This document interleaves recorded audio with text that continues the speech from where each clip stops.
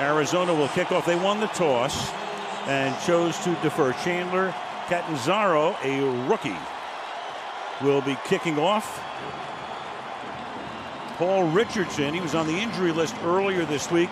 He's the speedy rookie from Colorado who will see a lot of work at wideout tonight as well. And Lindley just awaiting his turn. On the night of nights for him, Richard Sherman, of course, will be on the other side. And away we go with first place in the NFC West at stake. And we start with a touchback. Let's take a look at the Seahawks starters. Russell Wilson from a whole pack of Badgers. Marshawn Lynch, Oakland Ice City, California. Doug Baldwin, Stanford. Jermaine Kearse, Washington. Luke Wilson, Villanova High School. Cooper Helfett, Duke. Alvin Bailey, University of Arkansas. James Carpenter, Alabama. Patrick Lewis, Texas A&M. J.R. Sweezy, NC State. Justin Britt, LHS, MIZ. And all eyes on that interior five. The rookie Britt, second-round choice. The new center Lewis. Robert Turbin is going to start at running back instead of Lynch. That's a switch, at least on the first play of the game. And they give it to him, and he comes close to picking up a first down before Tony Jefferson, the safety, comes up to make the stop. So Turbin, who does see a lot of action, spelling Marshawn Lynch whenever he needs a break. He's carried the ball 54 times this season. No slouch. He's averaging 4.1 yards per carry. And there is Lynch, who just walked out from the locker room. So we'll check on that with a stocking cap on. That's why Turbin winds up starting the game, takes the handoff, and then gets tackled at the line of scrimmage. Lynch, who misses a lot of practice time during the season with a sore back, missed 2 practices this week. So we're speculating right now, and we'll try to get it confirmed. That is the reason for his late entry onto the field. 3rd and 1, and this Arizona defense very good in this situation. I'm sure they'd love to have their ace, Marshawn Lynch, in there to try and convert this. Turbin now with the fullback, Tukoafu, fronting him. Give it to him again, and he does get the first down. So 3 straight carries, and already the storyline of the game right now. What about Marshawn Lynch and his availability tonight? Here's the key right here. J.R. Sweezy had the ankle sprain, was questionable during the course of the week, but you're right, Al. Very strange to see Marshawn Lynch come out late. You don't know if he was getting some treatment. You don't know. He's had times when he did not go in at halftime because he got treatment on the sideline for that back. So we won't speculate. We'll figure it out as we go. From the 31-yard line, off the play fake. Wilson's first pass is good for a gain of about 3. Cooper Helfett, the tight end, makes the catch. And let's take a look at the Cardinals starters. Frosty Rucker, USC. Dan Williams, Tennessee. Calais Campbell, the U. Alex Okafor, Texas. Larry Foote, Michigan. Kevin Minner, LSU. Matthew Shaughnessy, Wisconsin. Patrick Peterson, LSU. Tony Jefferson, Oklahoma. Rashad Johnson, Alabama. Antonio Cromartie, Florida State, national champs. 2 good corners. Foote, the longtime Steeler, in his first year here. Turbin takes the handoff, and on his 4th carry of the night, picks up a second first down. And we check in with Michelle. Well, I'm told, Al, that Marshawn Lynch has an upset stomach, and that's what delayed him coming out of the locker room and onto the sidelines. We saw him taping up his wrists and getting himself ready as usual with some heating ointment on his lower back, but I'm told this is all about an upset stomach. All right, thank you, Michelle. And we look at him. He had to put his helmet on, just sitting on the bench right now, so Turbin is in there. Turbin plays maybe a third of the snaps anyway. And that one is deflected, and it is incomplete. There's a flag on the play. Our first of the night. The play is dead. Walt Anderson is tonight's referee. Part of the snap. False start. Number 15. Offense. 5-yard penalty. It's still first down. That was the wideout Jermaine Kearse. So Russell Wilson came over in the 2012 draft, picked 3rd. 34-12 is his record. Most wins in the first 3 seasons of any quarterback in the history of the National Football League. And very good on the road this year. 12 touchdowns, just 1 interception. He says nothing flusters me. And a Super Bowl ring. Now Christian Michael, who is their number 3 running back and a guy who can break one, comes into the game and flanks Wilson.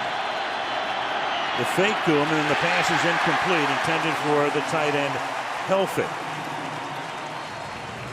That'll make it 2nd down and 15. We talked about Larry Foote. Larry Foote was actually close to retiring after so many years in Pittsburgh. He's in his 13th year in the league. Do you know how many snaps he has missed this season in 14 games plus?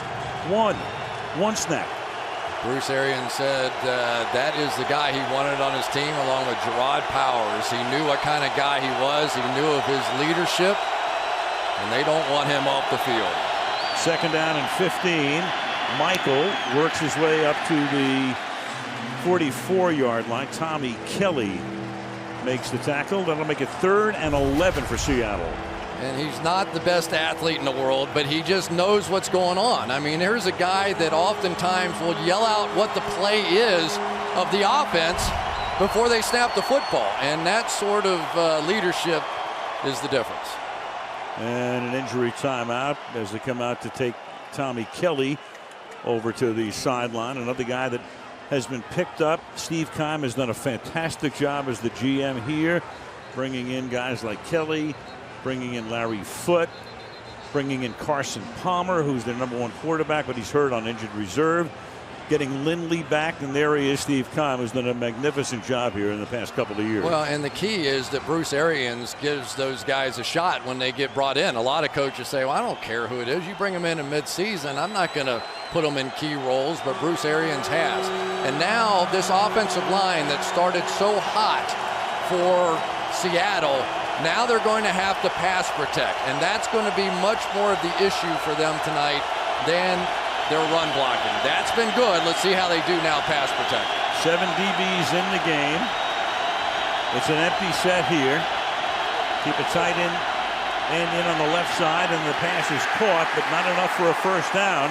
He got it to Baldwin, his number 1 receiver. He's covered by Justin Bethel, but it's 4th down. So 2 first downs on this drive, and now they're forced to punt from midfield. Todd Bowles, the defensive coordinator, he's going to bring the blitz because he knows that Russell Wilson has to throw hot, make the tackle after a 7-yard gain, and you get the football back. So a nice start for Arizona. John Ryan will do the punting. Ted Ginn Jr. runs back punts and kickoffs, and sees some action at wideout. And nose down, puts some backspin on it, and Ginn comes up and makes the fair catch at the 16-yard line. So Mr. Lindley will go to work with that Arizona offense when we come back to Glendale. All right, here goes Lindley and the Arizona offense. They start at the 16-yard line. Stephon Taylor is the running back, and he'll carry the ball.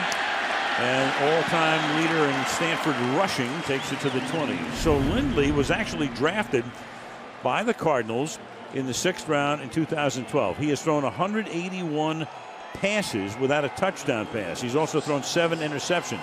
He saw spot duty at the end of the year in 2012. Last year on the team, but didn't play. This year on the San Diego practice squad until Carson Palmer got hurt, and then Arizona brought him back to put him on the active roster. And when Drew Stanton got hurt in the St. Louis game, he assumes the job. 2nd and 6. And stuffed in the backfield is Taylor by Cliff Averill. Let's take a look at the Cardinal offense. Ryan Lindley, San Diego State. Stephon Taylor, Stanford. Larry Fitzgerald, University of Pittsburgh. Michael Floyd, Notre Dame. John Carlson, Notre Dame. Darren Fells, UC Irvine. Jared Velvier, Hillsdale College. Ted Larson, NC State. Lyle Senline, Texas. Paul Faneca, Arizona State. Bobby Massey, Ole Miss. That offensive front, Senline, one of the few remaining Cardinals who played in their Super Bowl against Pittsburgh after the 08 season. They empty the backfield. You go 5 wide here. 4-man rush. Lindley's first pass is caught for a 1st down. A flag is down. Larry Fitzgerald for the moment has a 1st down. Seattle indicating the penalty should be on Arizona. Here's Anderson. Illegal hands to the face, number 51, defense. 5-yard penalty, automatic first down. Well, Richard, with some wishful thinking, that was Bruce Irvin. So a first down for the Cardinals. In some ways, this may be the most significant pass Ryan Lindley's ever thrown. You know, just to get out on third down and just prove to his teammates that, yes, he can complete one. And that's exactly what Bruce Arians wants. He just simply wants them to play smart, but don't play scared. Don't play scared. This is, you've trained for this your whole life. You are ready for this moment. Go out there and play football. Well, for what it's worth, it's got to be a little bit of a confidence boost not to start with a 3 and out. He gets a first down, takes him out to the 27-yard line. Taylor flanks him in the backfield. Off the play fake, has time, guns one, and that's incomplete. Intended for again, second down. Let's take a look at the Seattle defense. Michael Bennett, A-Leaf Taylor High School. Tony McDaniel, Tennessee. Kevin Williams, Oklahoma State. Cliff Averill, Boilermaker. KJ Wright, Mississippi State. Bobby Wagner, D, Utah State. Bruce Irvin, Almost Heaven, West Virginia U. Richard Sherman, Stanford. Cam Chancellor, Virginia Tech. Earl Thomas, DBU, Texas. Byron Maxwell, CC Blaney. Sherman and Thomas, tremendous. Of course, Bobby Wagner came back after missing 5 games, the middle linebacker. That made a huge difference. 2nd and 10, and the pass is incomplete, thrown into double coverage. And you've got Sherman and Thomas right there. Talk about a daily double. Trying to jam it in again, incomplete, 3rd down. Be careful around this guy right here, Earl Thomas. Maybe as good a safety as there is in the game, just reading the eyes of Lindley, and that pass was a good 4 yards off of where Lindley wanted that one to be. The only thing that saved him there is that was low and away, but Earl Thomas with the speed to play that center field and get sideline to sideline in a way that maybe no other safety can in the game. Now a double stack. Lindley steps up. Lindley buys some time. The pass is a little high and incomplete, intended for the rookie John Brown, who's had a real good year, but can't hold this one in. And it's 4th and 10. I'd say Marion Grice going to end up being Lindley's one of his best friends here. Just tremendous block, gave him an opportunity and just threw it high. And that was the one thing that Arians was really concerned about. When you get nervous, sometimes the ball gets away from you high. He said we can't have that in this game. Drew Butler's punt in the direction of Brian Walters. He fields it at the 26 and can't maintain his balance. There's a flag down. Justin Bethel, special teams maven, got down there to cover him. Fitzgerald and Lindley go over things. Lindley will talk to the guys upstairs. Tom Moore, the legendary Tom Moore, the assistant coach, sitting right next to him. Here's Anderson. Holding number 57 receiving team. 10-yard penalty from the end of the kick. It'll be first down Seattle. Timeout. 7:45 to go in the opening quarter. No score in Arizona. He might. Just in case. Yeah, he may. He's going to need some carbonation. Upset stomach. That's why Lynch is still on the bench. And they start from the 15. And this is Turbin working his way up past the 20 for a gain of close to 6 halfway through the first quarter. Seattle, #1 in the league in rushing, 169 yards a game, and the Cardinals defense 6th against the rush. And one of the reasons Seattle is #1 is because their quarterback Russell Wilson has rushed for 754 yards. As you look at Todd Bowles, the defensive coordinator, Wilson would be leading 18 different teams in rushing this year. He's second on his own team to Lynch. 2nd and 4, and the pass is caught right over the middle. Baldwin makes his 2nd catch of the night. That's a first down for the Hawks. Of course, Russell Okung, their Pro Bowl tackle, out. And you've got Alvin Bailey here going against the best, Alex Okafor, on the outside. Not really a pure pass rusher on this football team anymore without Darnell Dockett, John Abraham. But Okafor with his 7 sacks, Calais Campbell 7 as well, playing with a bit of a hip issue here tonight. But he did have 3 sacks the last time these two teams met. That's Lockett in motion. A lot of speed. Fake the Turbin and a roll, and the pass is caught out in the flat. To the 35-yard line goes Lockett. That'll be a gain of about 5. Rashad Johnson makes the tackle. It'll be 2nd and 5. And this is really what Seattle's pass offense is about. They establish the run, and then they go to the bootlegs. Then they go to the scrambles. This is a team, when you see them scramble, it's almost the wrong word. It's organized, right? I mean, they practice this relentless. Pete Carroll said, we want to be the best scrambling team in the National Football League. And when you got a guy like number 3 doing the scrambling, you're in pretty good shape. Christian Michael comes back into the game at running back. Lockett in motion again, sets in the slot. Little toss, and Michael tries to get around the corner and is about 3 yards shy of the first down, forced out by Cromartie, setting up a 3rd and let's call it 2. Yeah, nice job on the outside. Ricardo Lockett, one of the wide receivers, coming down. These receivers for Seattle, they understand their role. This is not a pure Tom Brady, Peyton Manning passing game. So as a wide receiver, you've got to be able to come down here, and they do a nice job setting the edge there on Larry Foote. Spotted just shy of the 38. Now's when you have to be careful about Russell Wilson running the football. These 3rd down conversions is where he's so dangerous. 3rd and a short 3. The play clock's at 1. He flips it out to Curse, and Curse is able to stiff arm his way for a first down before he is forced out of bounds at the Seattle 44-yard line. It'll be a first down.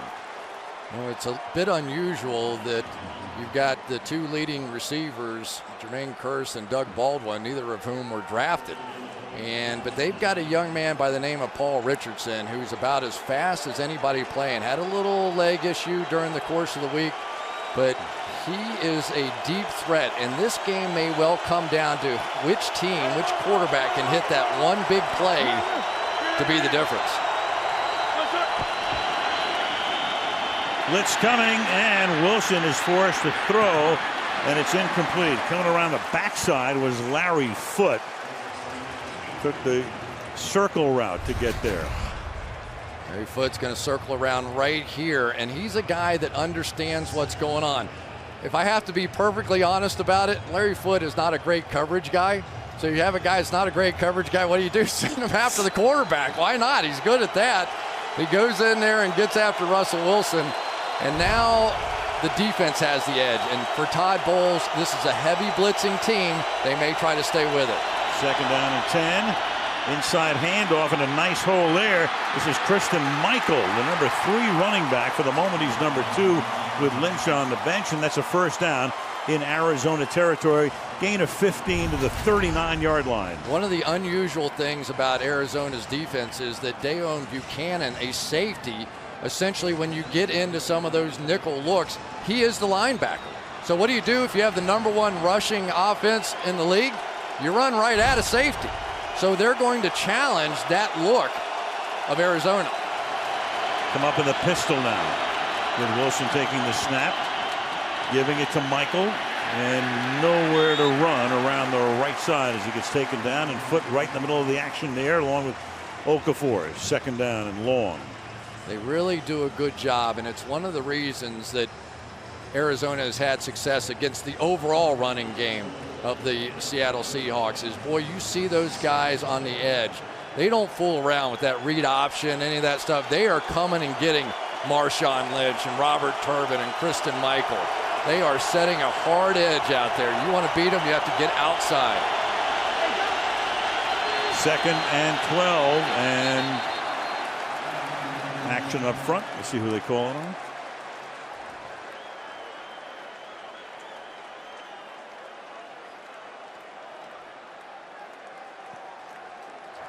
False start, number 78, offense.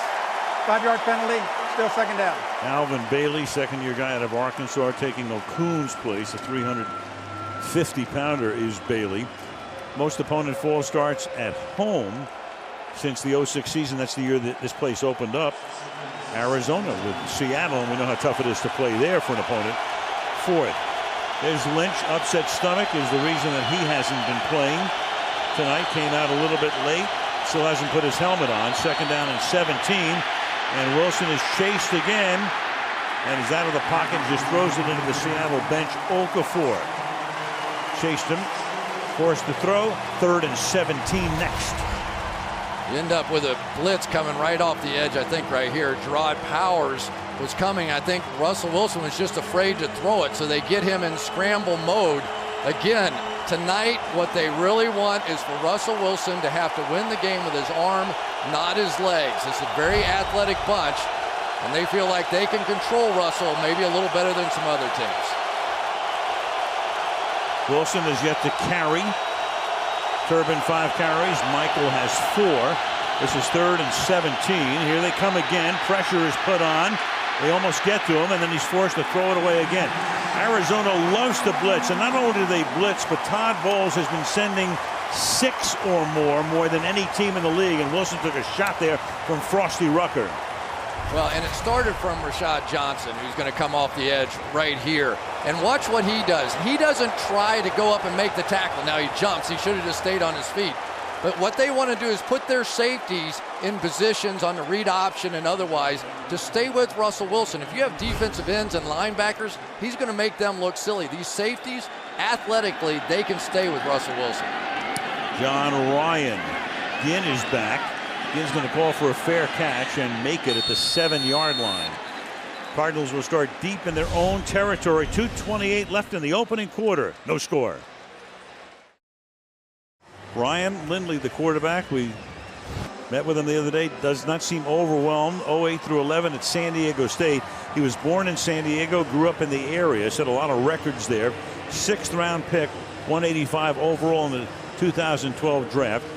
In 2012, 1-3 with the Cardinals under Ken Wisenhunt, and then last year didn't play. Then he went to the Chargers practice squad when he was cut in August this year. And his parents looking on tonight, driving over from San Diego, Kaylin and Tim Lindley. And when he went back to San Diego on the practice squad to save a few bucks, he moved in with his grandma. Left his wife here. She runs professional track.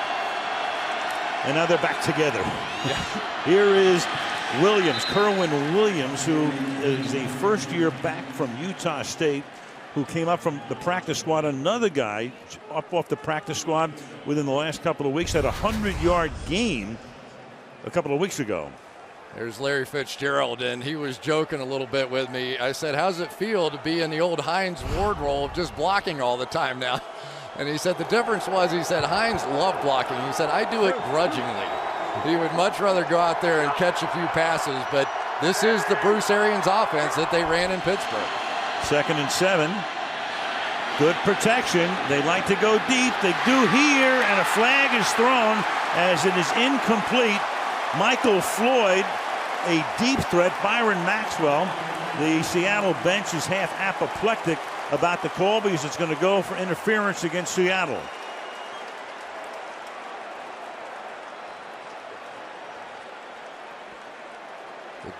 The good thing that Michael Floyd did. Pass interference, number 41, defense. First down at the spot of the foul. Michael Floyd kept enough field outside of him that he could break away. See, he's not right on the boundary there. That's kind of just arm fighting. Maybe he grabbed that arm right there on the inside. Sometimes the officials get the better look right down the line. So if he hooked that inside arm, they're going to call that. But it's a good job by Floyd, leaving himself enough room to fade to it on the outside. 36-yard penalty. Lindley, he's going to go deep again. There's Floyd, and it's a little behind him. He had a twist and turn toward the sideline. He had beaten Sherman on the play. 2nd down and 10. Richard Sherman in the game last week, a couple of times got a little cute trying to make plays, interceptions, came up, and Dan Quinn, the defensive coordinator, told him this week, listen, deep is deep. If you have deep, don't let somebody sneak in behind you. That time, Michael Floyd was wide open. That was one that should have been hit. So you would think with a guy like Lindley, they play it close to the vest and conservative, but Arians is Arians with his offense. He will take his shots. Play clock at 1. Keep it on the ground, and stumbling forward for a gain of a couple is Kerwin Williams. Kerwin Williams, there's a whole Utah State connection going on tonight. Bobby Wagner, the middle linebacker for the Seattle Seahawks. Turbin was the #1 back at Utah State. Then when he left, as you look at Wagner, In came Kerwin Williams. They're minus not only their number 1 and 2 quarterbacks, but the number 1 running back, Ellington. Yeah, and Bobby Wagner said the minute he saw that Kerwin Williams was going to be playing, the trash talking started.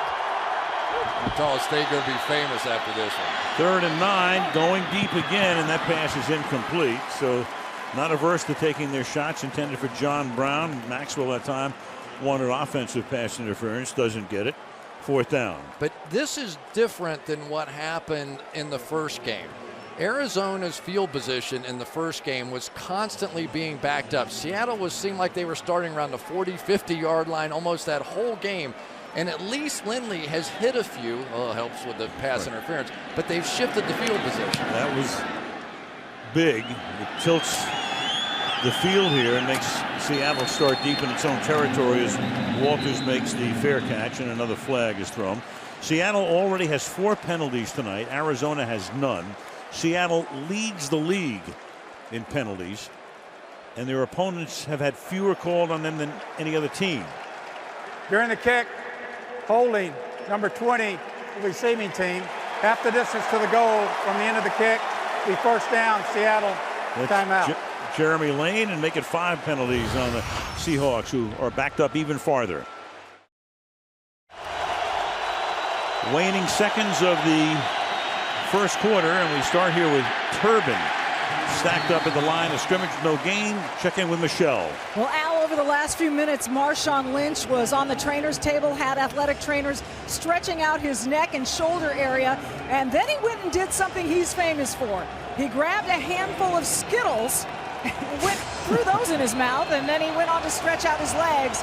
Still, we have not yet seen him with his helmet in his hands, Al. Thank you, Michelle. Never knew Skittles was an acid, but there's his helmet going on right now.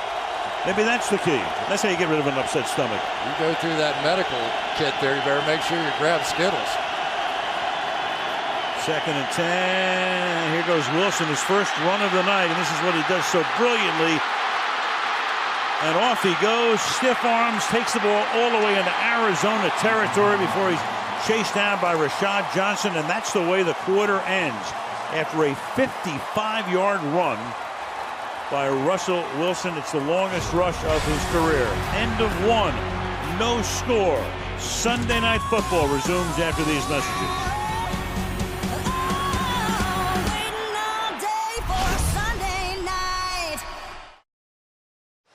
Sunday Night Football. Arizona wins. They are the number 1 seed, and the road to the Super Bowl goes right through here. Seattle wins. They're in first place in the division. They could be number 1.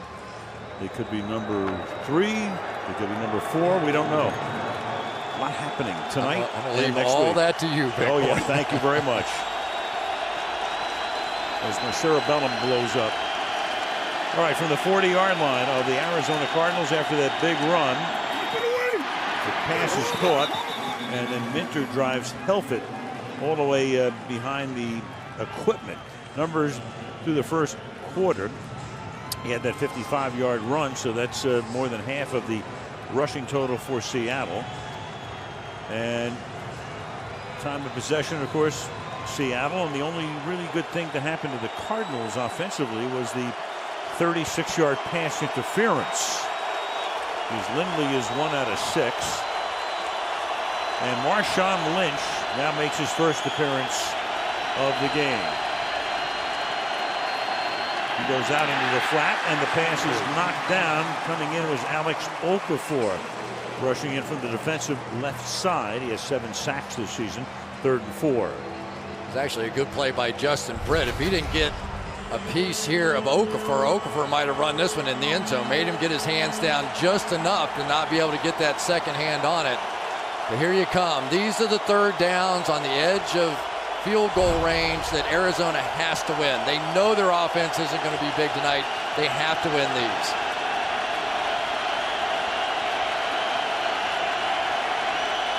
Third and 4. Here they come on a blitz again.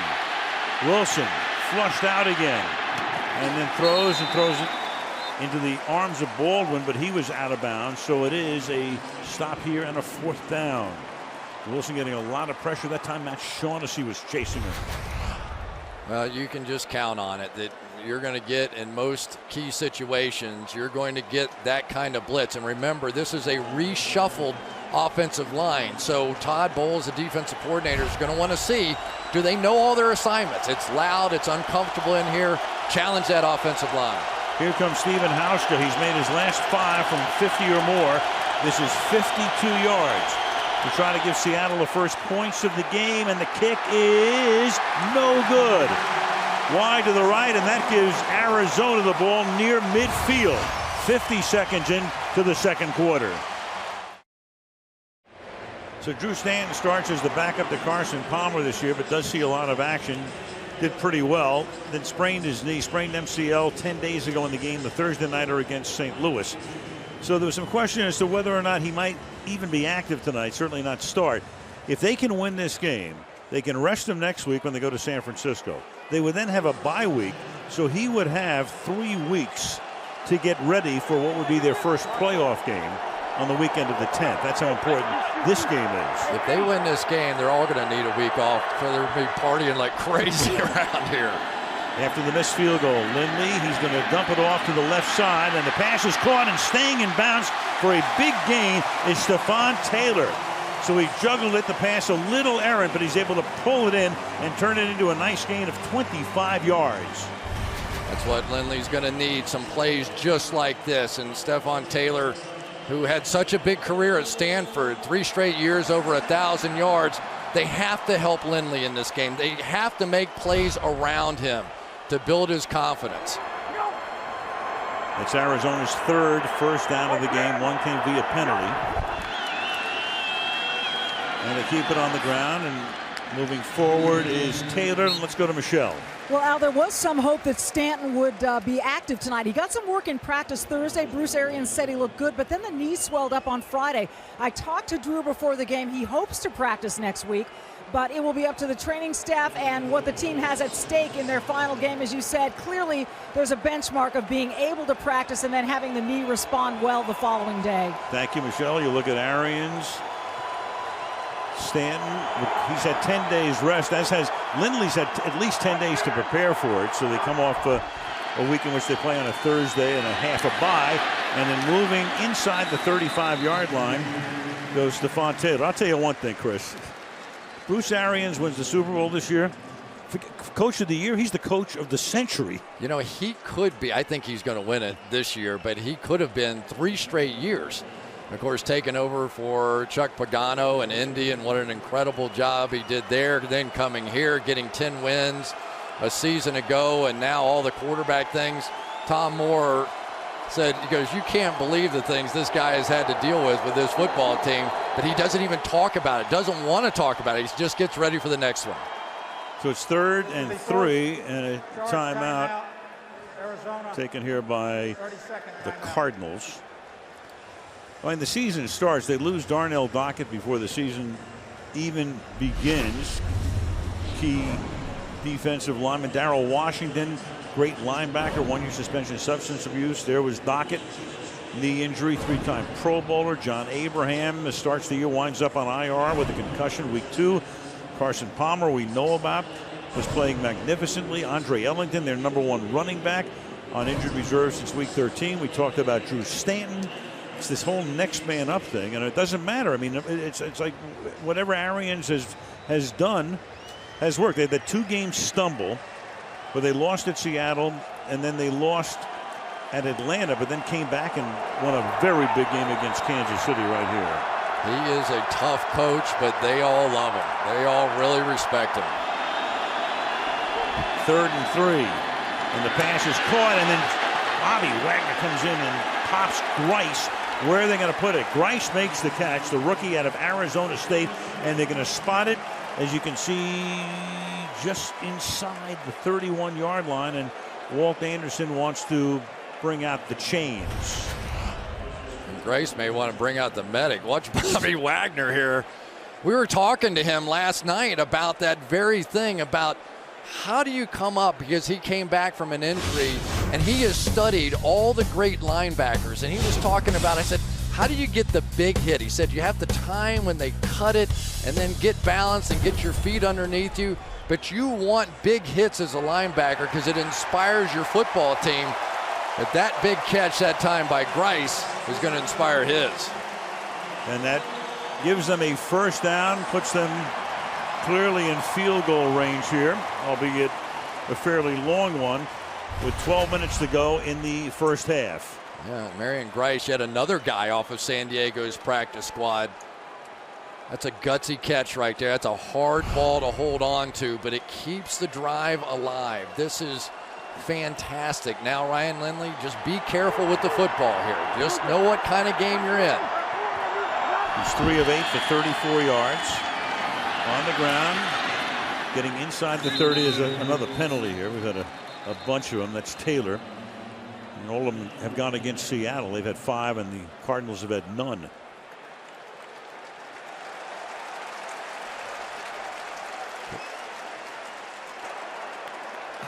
Offside, number 72, defense, lined up in the neutral zone. 5-yard penalty, still first down. And it's Michael Bennett. You can see right there, has his head and hand across that line. That's a good call by the officials. Pete can't believe it. The penalties have really hurt them. Offensively, their first 2 drives, it was penalties that set them back. And now here again, you can't help this football team. You can't help Ryan Lindley like this. 1st and 5 from the 25. There's another flag. And this time it is Bennett who makes the tackle in the backfield. I think he's offsides again. Yes. Offside, number 72, defense. 5-yard penalty, first down. Bottom of this.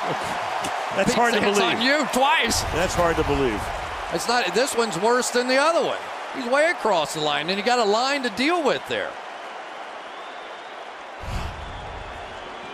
He's a great player, maybe their best, even on this defense full of great names. But these penalties are starting to haunt early in the game. Well, we talked about it before. The Hawks, most penalties in the league, and their opponents, fewest. And tonight it's 7-0 in that category. First down at the 20-yard line. And hot, and that's Cam Chancellor who comes up on Taylor, and that's something you see Chancellor do a lot. That's a linebacker playing safety. This guy looks like he's an NBA power forward when you're standing next to him. And watch the holy smokes.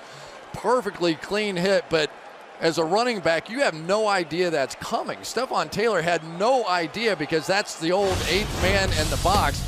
And Cam Chancellor is just a hammer. When Chancellor and Bobby Wagner came back on this defense, they went on this 4-game winning streak, and they started looking like last year's Seattle Seahawks, flying around out there. 6'3", 230-pound safety. And then it's dumped off on a screen, and that's caught by Hausler, the tight end, and that's going to make it first down and goal for the Arizona Cardinals. Earl Thomas stops him, hangs in the pocket, throws the screen, first down and goal for the Cards. Gain of 13. Good job. He sold Bruce Irvin on the fact that he was going to come out. Here comes the pressure off the edge. Blocked him, faked him just long enough. They get their number 1 offensive lineman, Jared Valdir, out in front. And here we go. For Ryan Lindley, they told us, and we talked to him, he was a cool customer. He didn't seem to be nervous. He didn't seem to be anxious. And so far, delivering. Glanced at the play clock. This goes to 1. Hands the ball off. Taking it to about the 3.5 is Taylor. 2nd and goal. A lot of respect for Larry Fitzgerald. He's doing something he really doesn't care about, and I think he's up against KJ Wright maybe on that play. Hold, grab, cheat, whatever. You're a wide receiver. Take a shot at it out there. But the one way, and we've seen over the years, if you're going to have a little success doing anything against Seattle, sometimes you have to take it and run it right at them. Their speed is so effective if you let them make it into a sideline-to-sideline game. 2nd and goal. Taylor is the running back. Give it to him. And this time he gets stopped behind the line of scrimmage by Kevin Williams, the longtime Viking, now in his 12th season in the league. You know, Kevin Williams is an interesting case study. Here's a guy that played the more the three technique tackle, the more the pass rushing kind of thing.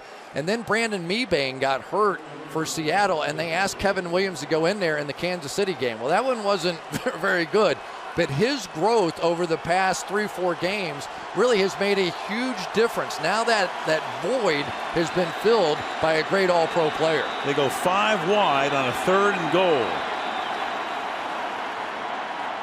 This is the first charge timeout, Seattle. 30-second timeout. So Seattle saw the way they lined up, and Pete Carroll calls a timeout. Once again, to state the importance of this game, gigantic. If Seattle wins, they're in the driver's seat in the NFC West, and Arizona probably has a wild card game to play, and maybe not even a home game in the playoffs. It depends. They win, of course, the road comes right through here. And you may get the feeling that some of the other NFC teams who maybe have not had to come here and try to win would rather see Arizona win this game because they don't want to have to go back through Seattle. They tasted that a season ago, but be careful what you wish for. Right. Because this Arizona team is going to get healthier and healthier as they go along, and come playoff time, I'm not so sure you want to try and beat this team here. You make a very interesting point. Tough to win in either place. We know about Seattle. If the Cardinals win tonight, they'll end the regular season 8-0 in this building. They go 5 wide again. Same set after the timeout. 3rd and goal, and now you got a flag. False start, number 62, offense. 5-yard penalty. Still 3rd down. Ted Larson. I guess not the worst thing in the world in the sense that it gives you a little more room to work with here. Here's a big decision right now for Bruce Arians. You've got a young quarterback. Yeah, you've got a little more room to work here, but you're also dealing with one of the best defenses we've seen in the National Football League in a long time. So do you really, well, this is a great drive. This is everything you want out of your young quarterback. You want at least 3 here. How much do they trust him? We're going to know a lot after this play call.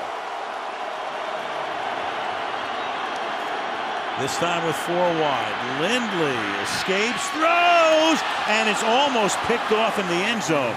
That's Jeremy Lane who was there. John Brown had gotten behind him. So it's 4th and goal, and in comes the field goal unit. Oh, boy. Yep. That one could have easily been picked. It looked to me like Jeremy Lane may have jumped a fraction early on this one. Just not that big a guy. Neither one of them, really. That big a guy. Jeremy Lane, about 6 feet tall, and got just a little piece of that one. Needed more air under the ball. Catanzaro, the rookie, to try to put the first points of the game up on the scoreboard, and he does. 27-yard field goal, 3-0 Arizona.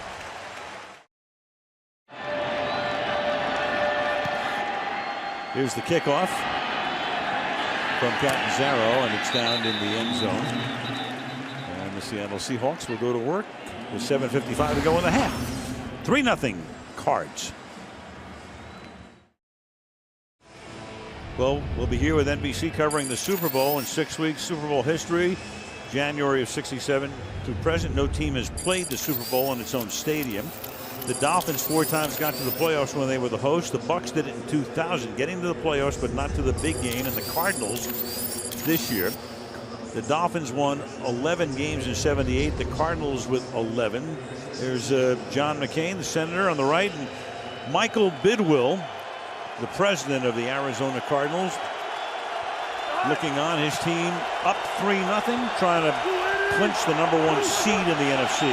Lynch is the back, and here's Lynch's first carry of the night, and he gets ripped at the line of scrimmage. Started the game in the locker room, upset stomach, didn't get into the game until the 2nd quarter. This is his first carry. He's going to upset his stomach a little bit more here. I think that's Frosty Rucker right there, and Frosty Rucker has made a huge difference. Darnell Dockett was the star on this team. He hurts his knee, and not out of nowhere, but Frosty Rucker now with 5 sacks, 3 in 5 days during one stretch, has made a huge difference on this team. 2nd down and 11. And going deep and getting free out in front of everybody is Luke Wilson, the tight end. And Luke Wilson will take it all the way to the end zone. On a 2nd down and 10, it's 80 yards to the tight end, Wilson.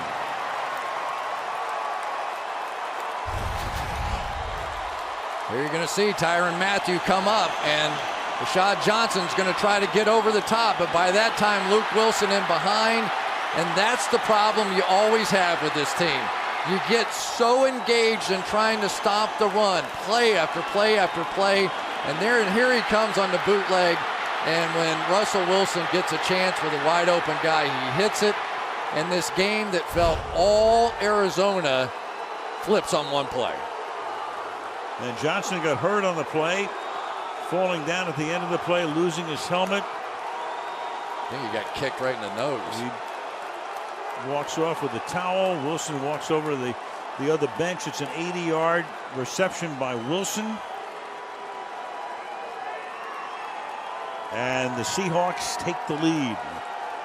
He's something. Hauster coming in for the extra point. Isn't he just so cool in that Super Bowl last year, coming here in this environment? He told us last night, he said, I don't get flustered because I love these environments. Wilson's seen a lot of action this year because Zach Miller got hurt. He's their #1 guy, so they've had to work through that. 80-yard reception. It's 7-3 Seattle. The firm of Wilson to Wilson. That 55-yard rush was the longest run of his career, and that 80-yard touchdown pass ties the longest pass of his career. And there is Wilson, the tight end who broke free, got out in front, and goes all the way to the end zone to make it a 7-3 game. And there is Johnson on the bench as they check him out. Kickoff fielded at the goal line by Ginn. Ginn dancing around. Ted trying to get around the corner, but they've got him pinned and bounce him out of bounds inside the 10-yard line. And back we go to the TD. Never really know for sure, but Russell Wilson's so cool, and Tyrann Mathieu came flying up, and then Rashad Johnson, the coordinator back there, they actually call him Belichick. That's his nickname. But Belichick got beat over the top and then diving, trying to make the play. I think got kicked in the nose there. But Luke Wilson, former baseball player, born and raised in Canada, Canadian junior national baseball team. Made him proud with that one. And then now here we go, a little change. Logan Thomas is a rookie out of Virginia Tech, picked in the 4th round. Arian saying all week he has a package of plays for him. So Lindley out for the moment. We'll see how long Logan Thomas stays in, and the rookie is rolling to his right, surveying, almost gets sacked in the end zone, and then throws it to no man's land. Yeah, that's the play. That's the old Super Bowl play, the old John Elway play. The stronger arm is going to roll this way and then try and throw it all the way back across, but somebody caught up with him and hit him on the back side of that.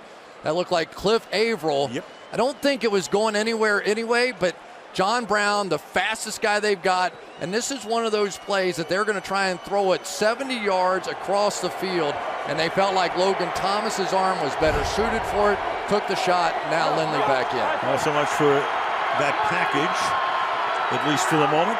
One play, he's out. Lindley back in, he's pressured and has to dump it off in the flat because Bruce Irvin put the pressure on. And here's that play we were talking about back in '91 with John Elway. And Bruce Arians on the other side of this one, and Elway had the strength to throw it about 60, 70 yards across the field like that. And Bruce Arians actually dialed that one up in the Super Bowl as well. And they were talking about the practice facility they had to use in Dallas because of the fact that it had such horrible weather. The indoor facility wasn't big enough to run that play and practice it at the right angle. They cut it off in practice, and then in the game, they messed it up with the wrong angle. One thing to run it with Elway, quite another with Logan Thomas. 3rd and 10. Lindley fires over the middle, and that is incomplete. So it's a quick 3 and out. Larry Fitzgerald hit by Earl Thomas, and Arizona will be forced to punt out of the end zone. A lot of contact here, but I think what the officials are going to say is that both guys were going for the football. That Earl Thomas has every right. That ball was thrown behind Fitzgerald. He didn't see it, and Earl Thomas was going for the ball. I like that no call. I thought that was dead on. Thomas definitely going for the pass. Drew Butler now. Here comes the rush. Ooh, and the flag is thrown. They go into Butler. A fair catch is called for at the 39, but Richard Sherman came in and bounced into Butler, and that draws the flag. Roughing or running into, because running into will not be the first down, right? Right. Running into is a 4th and 5. Generally, it has to do, did he hit the kicking leg or the plant leg? There is no foul for running into the kicker. Number 22 blocked the defender. Therefore, there is no foul. So the flag went up, and then the officials confer. Tony Jefferson blocked Sherman into it. Crowd, of course, can't stand it as they look at the replay. And Seattle's going to get the ball at the Arizona 39-yard line.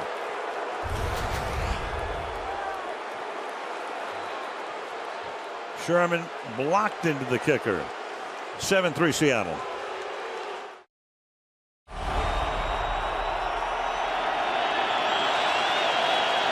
From the 39 now.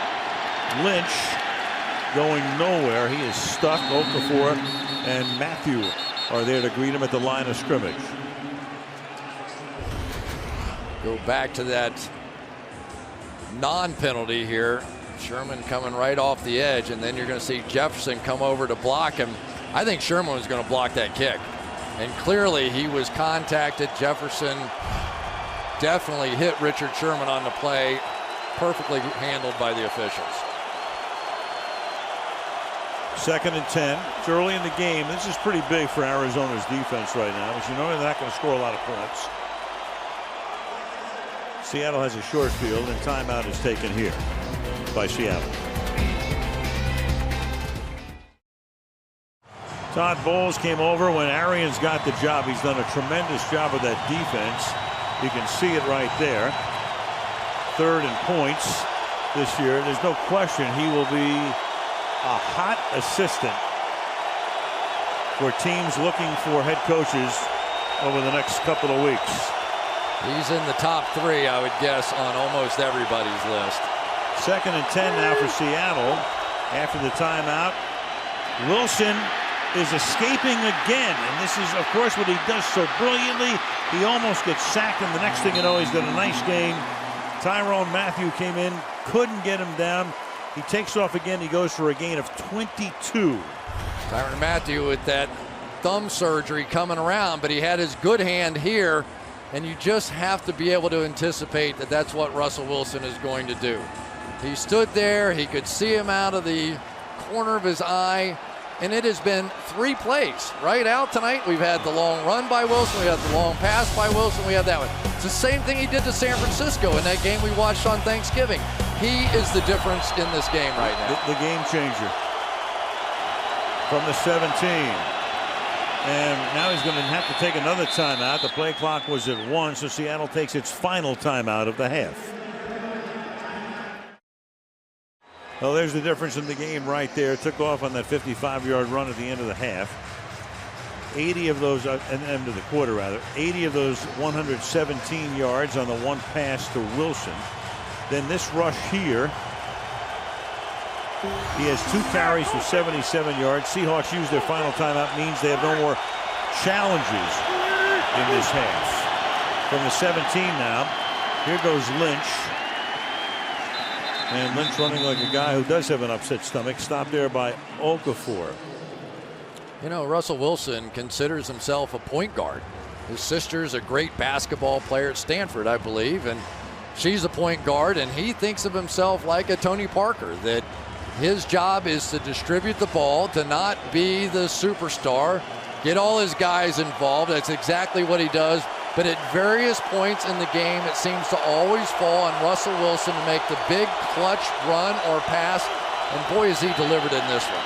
2nd and 8, off the fake, rolling, and throws to the back of the end zone. Helfet's there, but out of bounds. And it's 3rd down and 8. The only thing that saved Arizona on that one was that Wilson was rolling to his left and just couldn't get turned in time, being chased, because he had a receiver in the back of the end zone on that one. Well, you just get the feeling Arizona has to hold him to a field goal here, don't you? Big, very big. Seattle started with a short field. They started at the Cardinal 39, 3rd and 8. And the pass caught on a slant. That's going to be a 1st and goal because Doug Baldwin is able to reel it in on a 3rd down and 8. Doug Baldwin, his 58th catch of the season, leads the team. Russell Wilson knows exactly what this Arizona defense is all about. They're about a lot of blitzing, a lot of stunts. So what has he done all night tonight?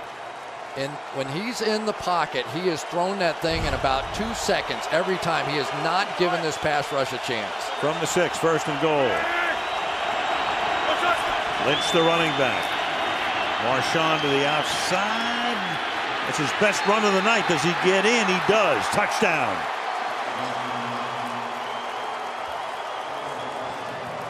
So Lynch had carried 3 times for a total of 2 yards.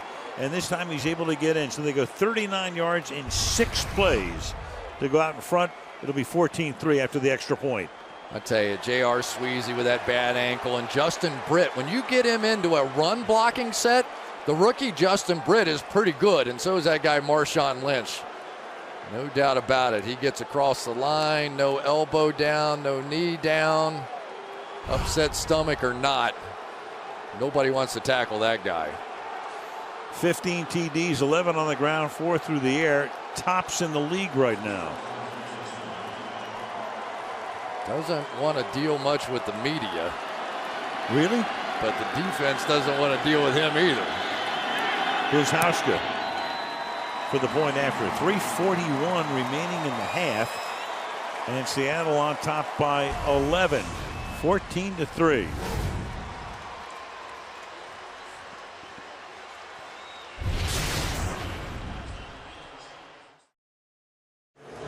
Pete Carroll in his 5th season at Seattle.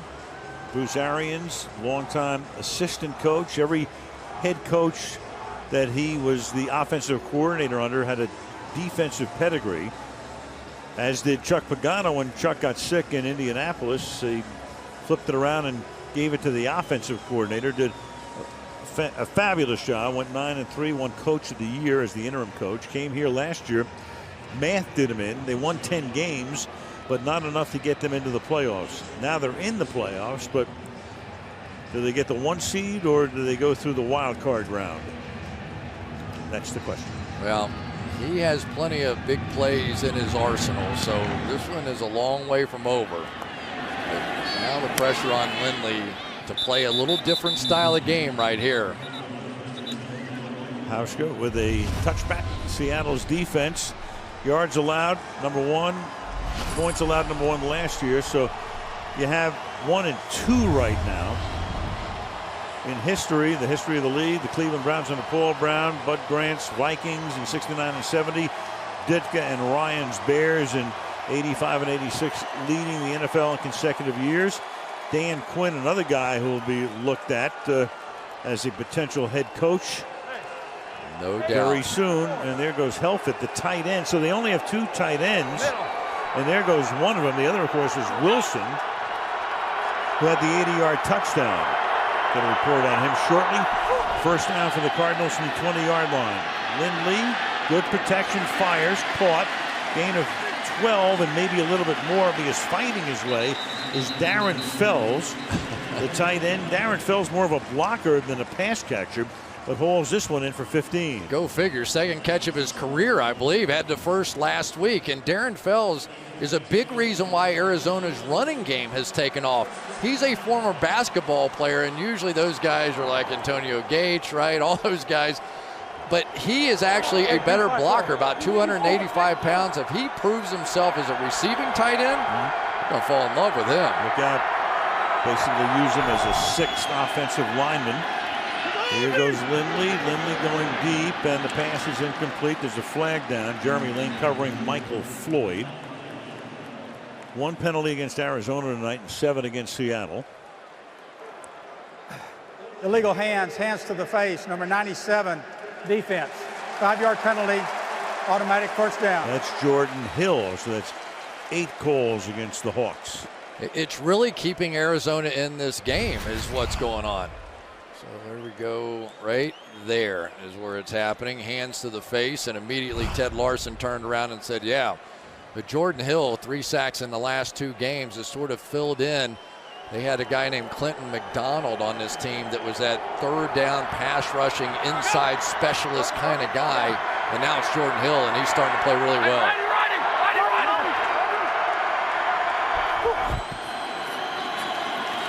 Lindley hangs in there, and then the pass is incomplete. Again, a flag here. Larry Fitzgerald, Maxwell covering on the play.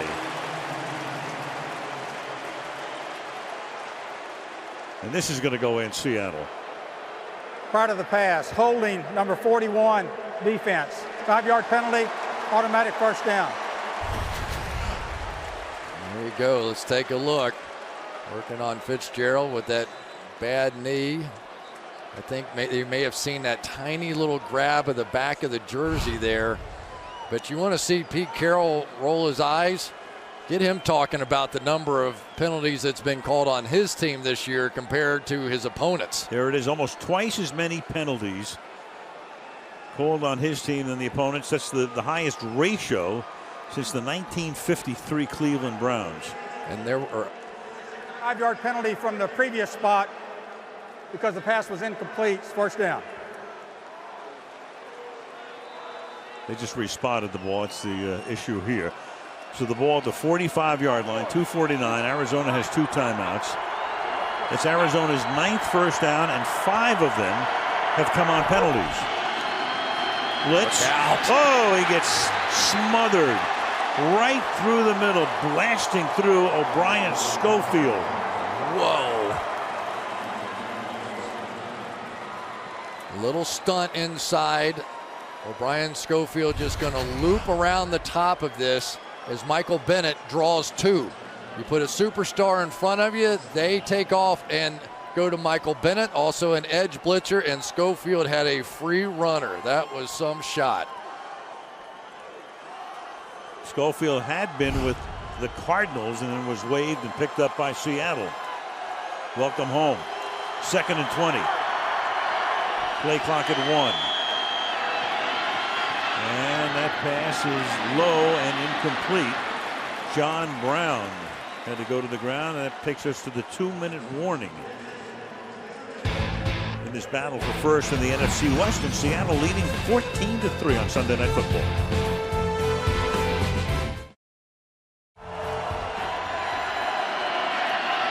Third and 20.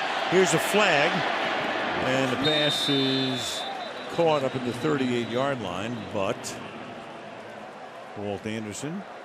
Illegal hands to the face, number 70, offense. That penalty is declined. It's 4th down. That's Bobby Massey. So in comes the punting unit. You know, that's what Seattle does. You do not want to get behind this bunch, even with a first-string quarterback, because once they get a lead and they can unleash that pass rush of theirs, it's tough to stay with them.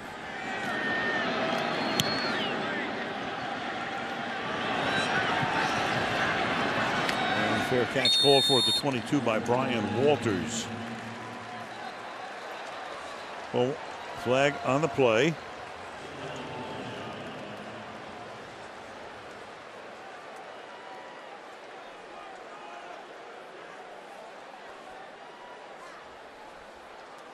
Nine penalties against Seattle, 1 accepted penalty against Arizona.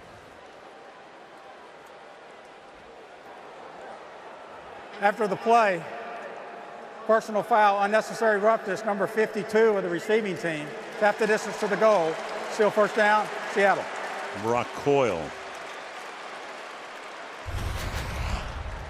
Well, Brock Coyle, let me see, right there. A shot, I guess, once the play was over. And now that's impactful anyway, because maybe you're out around the 20-25. You may take a shot. With this kind of lead, the way your defense is playing, there's Arizona with those 2 timeouts. You can't get too conservative here. So Seattle winning 14 straight when they lead at the half. It's the longest current streak. Robert Turbin, who started the game at running back, is in there. And Turbin finds a nice little crease and turns it into a 9-yard gain. Calais Campbell making the tackle. Clock ticks down to 1.5 minutes. And they're going to jump right into their hurry up. Sometimes that first play is the key play, and if you get something going, then you just stay with it. So Lynch helmet off, 4 carries, 8 yards, 1 touchdown. And there goes Wilson again, extending and throwing, and that's caught and staying in bounds is Richardson, and he takes it out near midfield. Without a timeout, up they come to the line of scrimmage. 22-yard gain. Clock ready to go under a minute. From the 42. Seattle up by 11. The fake to Turbin. Here goes Wilson again. He's got some room, but has to slide to a stop at the 48. Arizona will get the second half kickoff. It's just so hard to rush 4 against Russell Wilson, because if you do, there's a natural running lane somewhere on every single snap of the ball, and instinctively he just knows where it is. Hauschka, the field goal kicker, puts the helmet on, and Wilson fires, and that'll be caught. Richardson makes the catch, 42-yard line. Have to get up to the line of scrimmage in a hurry. Right now you'd be looking at about close to a 60-yard field goal. Will he clock it here? He will. It's the only way they can stop the clock. And the ball's at the 43. So Hauschka said his range tonight is 54. He does have a 58-yarder this year, and that's the longest of his career. So you may, I think you probably take one shot if you can get a little 5-yard quick out and get out of bounds and go for it. If not, just throw it away and give him a chance. Yeah, if you stay in bounds, that'll do it. 8 seconds. Arizona knows it. They're playing the edge. 2nd and 10. Wilson.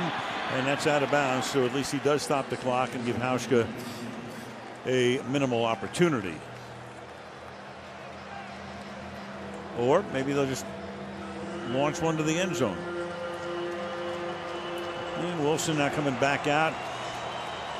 Hauschka staying on the sideline, and they figure they have a better chance to send one deep than they do kicking a 60-yard field goal. Of course, you always can get one of those pass interference calls. We've seen a few this year. And the half can't end on a defensive foul. Luke Wilson, the big tight end down there. Will they? Nope. No, they send it out to Brian Walters, and there's a penalty. Oh, this is big. This is very. If it's on the defense. No, ineligible downfield. Yeah, the half gets extended, but that's moot. A moot point. Walt Anderson says, "What do you want?" Ineligible downfield, number 77 of the offense. Penalty has declined. This is the end of the first half. It is the end of the first half. Arizona gets the second half kickoff. And back in the desert. Seattle leading Arizona 14-3 at the end of the first half. Russell Wilson, that 55-yard run, longest of his career. 80-yard TD pass to Wilson. Lindley, meanwhile, 5 of 15 for only 54 yards in his first start since December 2 years ago. And again, the standings overall, the teams would have identical records, but the tiebreaker would belong to Seattle because they would have won both games. Cards win, they're the number 1 seed. Seahawks win, still a shot at the number 1 seed. Very workmanlike out of Seattle, didn't you think, in the first half? Just efficient. Their defense has been what they've been the last 4 games, where they've been averaging just 6.8 points per game. Dead on that in that first half. Arizona has to find a way to pick it up here. And here goes Ginn from 5 yards deep. Out to the 17. Now Michaels, Chris Collinsworth with Michelle DeFoyer, Sunday Night Football. This is a team that does not give up big plays on the defensive end. Big reason these two safeties. Earl Thomas, as good as there is, lightning quick, fast, going sideline to sideline. Watch him focus on the ball here. Doesn't even know Fitzgerald's there, trying to get an interception. Good no call. And then the hammer, Cam Chancellor coming down. It's not the first running back we've seen flip over backward when that big guy hits him. So up at the 17-yard line now, Arizona. Stephon Taylor starts as the running back. He gets it. And he gets popped immediately. Michael Bennett tackles him, and we go to Michelle. Al, I asked Bruce Arians how they'll help Ryan Lindley, and he said he's just got to keep playing. Arians was more concerned with containing Russell Wilson, eliminating the busted coverages and getting this thing back to a one-score game, Al. Thank you, Michelle. And Arians knows all too well that number 3 on the other side has been the difference.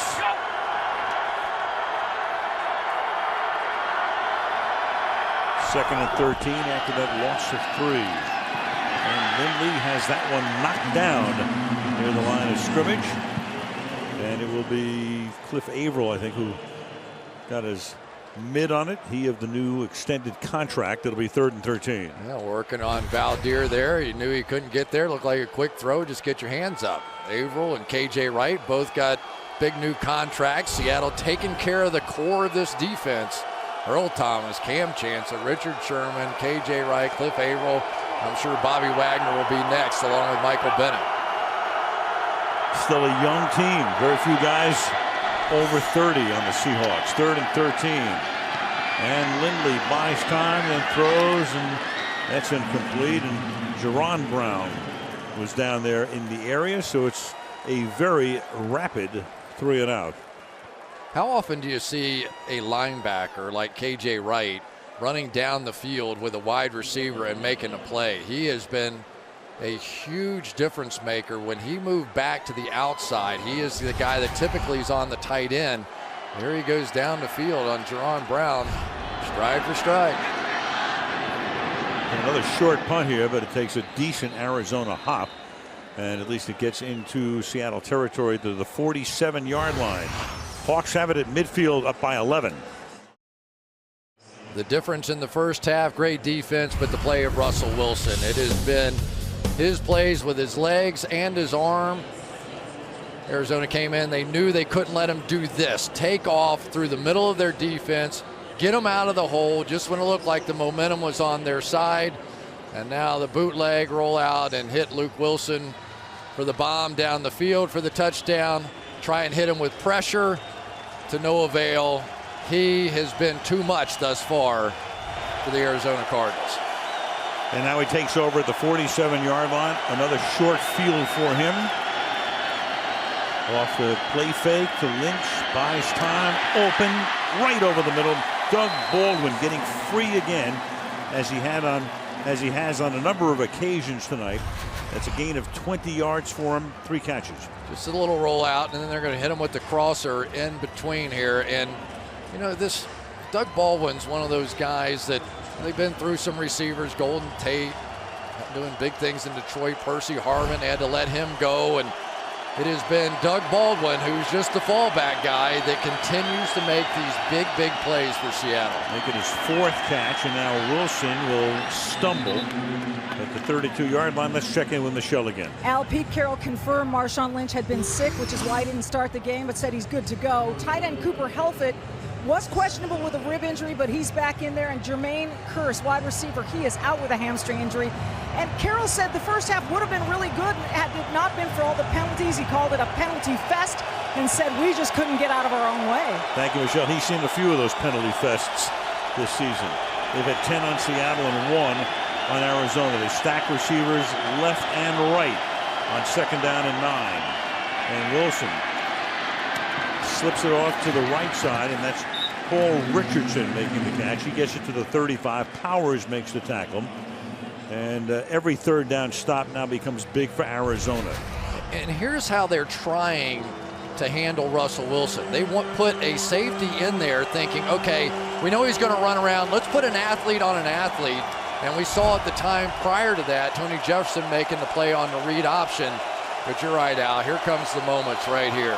Third down and 12. They're at the edge of field goal range. They need third down stops before this one gets too far away from them. And Wilson will slip it off to the left side, and that is Baldwin, and he'll be taken out of bounds by Matthew. So now they're going to send in Hauschka for a long field goal attempt. He missed one earlier from 52 yards, and this one's going to be in the range of about 49 or 50. Give a lot of credit to Tyrann Mathieu on that play. Luke Wilson out in front of that. If he had made that block, it would have been a much easier field goal at least. 50-yard attempt coming up here. He'd made 5 in a row from 50 or more before missing the 52. John Ryan to put it down. And that kick is no good. So he's missed 2 tonight. And another break for Arizona. We'll see if they can cash in. 11:36 to go in the third. Seattle 14 and the Cardinals 3. You want to punish everybody who overlooked you. You want to, every critic, you know, every little bit of criticism you got and continue to get, you want to silence them, because at the end of the day, you want it to sound like noise and ignorance. You want their criticisms to sound like they don't know what they're doing. They're not doing a great job, and hopefully get them fired. All right. Well, you know, a fifth-round draft choice will always carry a little bit of a chip on his shoulder, won't he? Hard to believe 28 defensive backs that year taken ahead of Richard Sherman. And here he is with more interceptions over the last 4 seasons before he's been in the league than anybody. All right, Arizona now takes over at the 40. Lindley, deep drop, and flips it out to the right side. Slipping a tackle there. Taylor. And he turns it into a gain of 7 yards. 2nd down and 3. Richard Sherman, 4 years in the league. Of course, a 5th-round pick. That's why he was saying what he was saying. 23 picks, so about 6 per year. And most in the first 4 seasons of anyone since Kenny Easley. Everson Walls had a couple of dozen some 30 years ago. But over the past 4 years, nobody within 8 of what Richard Sherman has done. 2nd down and 3. And that's all the more remarkable as Taylor makes it a 3rd down and 1. All the more remarkable, Chris, because it's not as if anybody's avoiding him. I mean, anybody's throwing at him. I mean, they're avoiding him a lot, as did Green Bay on the opener this year. Here's what impresses me most. Watch him right here. Because, yeah, all right, he's a great cover corner. We get it. But there has almost never been a tape that I've put on that you don't see an absolute dead form tackle in the running game out of this guy. They call it whatever, hawk tackles, but they believe in wrapping up and twisting going to the ground, and they get people on the ground very effectively. So Patrick Peterson, the other corner for Arizona, and then that pass is incomplete. Larry Fitzgerald was guarded by Byron Maxwell to break up the play, so it's a 3 and out. That's an interesting play call right there with a young quarterback. 3rd down and 1, and you're going to drop back and throw it. That one surprised me a little. Lindley is now 6 out of 19 for 61 yards. Punt off the foot of Drew Butler. Fair catch called for and made at the 6 by Brian Walters. A tick under 10 minutes to go in the third, with Seattle up by 11 on Sunday Night Football. Russell Wilson, his numbers in terms of getting sacked 7 times in the Week 12 game. Tonight, none. And there's Lynch, and you can tell Lynch is still in a little bit of agony. He was bent over. He was in a crouch. Started the game with an upset stomach. You saw him in the middle of the huddle. And upset stomach or not, they're going to give it to him around the right side.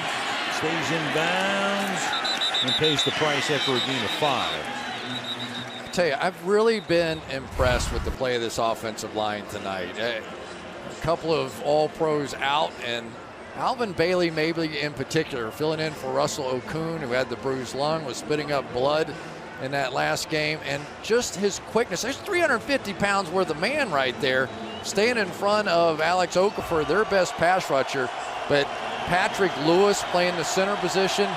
He played in the last one, didn't play in the last 3 weeks, but I think he's more than held his own in there against a very tough Dan Williams. So the center there, Max Unger, missing another game. Here goes Lynch, and he can only get to the line of scrimmage before he is pushed back. So a very important, as we said before, all of them important right now, down by 11 for Arizona's ball club, which is not going to score a lot of points tonight. They got to keep it relatively close. You have a 3rd down and 4 here. Well, and this is where Russell Wilson has beat him in the past. Here we go. You willing to dial up a blitz? Todd Bowles, if you do, you better fill all the lanes, because it has been Russell Wilson and his legs that's been the difference. 3rd and 4 from the 11. Crowd rising as one, exhorting their defense. Wilson throws, and it's almost picked off. Oh, Patrick Peterson almost had the interception intended for Paul Richardson, but the Cardinals figured to get the ball with decent field position, with Seahawks punting out of close to their own end zone. It's just killer. I mean, these are the plays you have to make. I mean, you're playing the world champs. You know, earlier they missed Michael Floyd on that deep ball. Peterson's got this one in his hands, and it's going to be, 15 yards to get it in the end zone. Got to make those plays. You're going to beat these guys. Ryan to punt. Ted Ginn sets up at his own 45. Ginn calls for the fair catch and hauls it in at the 44-yard line. So again, good field position, but Arizona unable to take advantage of it tonight. 8:16 left in the 3rd.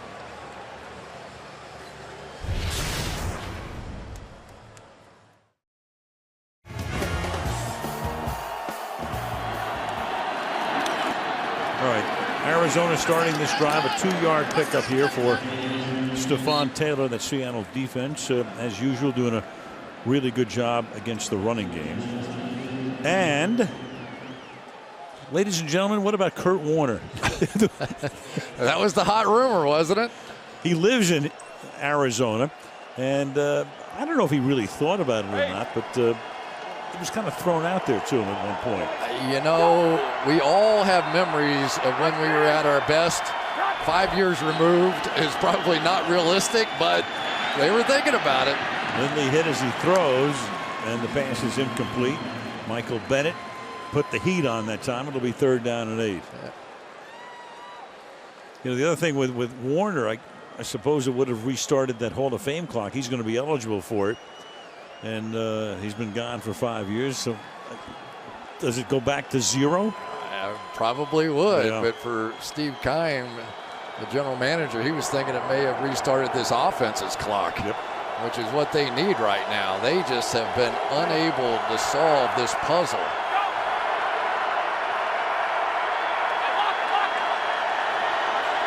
Cardinals tonight are averaging 2.1 yards per play. And that is incomplete. Michael Floyd underneath. Lindley goes to the ground again, and it's a 4th and 8. And for Lindley right now, 6 out of 21 for 61 yards. This was an interception by the wrong offensive player. I mean, clearly Fitzgerald's the one he's trying to get the ball to, and he probably picks up the 1st down, and it just so happened that Michael Floyd cut it off. Now Butler's punt. Sky high. Bounces inside the 10 and bounces into the end zone. Seattle ball at the 20 with the Super Bowl champs up 14-3. From the 20, Kristen Michael is in as the running back. Fake it to him. Wilson getting free. Baldwin for a huge gain down the sideline before he is forced out of bounds by Tony Jefferson. Yeah, we talked about Doug Baldwin, and here's one of the top cover guys just fell down. That was a win by Baldwin at the line of scrimmage, and you could see it coming. This defense now feeling like they had to take things into their own hands, and what happens? One of their top players falls down, and yet another big play. The big plays by Russell Wilson, by Doug Baldwin, the difference in this one. Sherman comes over to pat him. On the side, two guys who played together at Stanford. Wilson around the side now, and he gets taken down by Rashad Johnson near the line of scrimmage. Totally one-sided in the numbers department, even though the score is relatively close at 14-3. 152-21 on the ground. Look at that, 394-72, and forget about the penalties, doesn't matter. Yeah, don't feel too guilty, though, Arizona, because the last 4 games, this Seattle defense allowed 6.8 points per game and 188 yards, so they're ahead of that pace at this point. 2nd and 8, Lynch back in. And there's Marshawn. Going nowhere. Carson comes up to make the tackle. Glenn Carson. It'll make it 3rd down and 8. Man, I would not want to come up on Will Tukuafu, former defensive lineman for the 49ers. Watch the fullback come through here on a lead block. Bang! Right into Larry Foote. He has added a real edge to this running game with his lead blocks, and he is just getting better doing it. And he can play both ways. They've had him on defense a lot. Not tonight, but last couple of games. 3rd down and 8.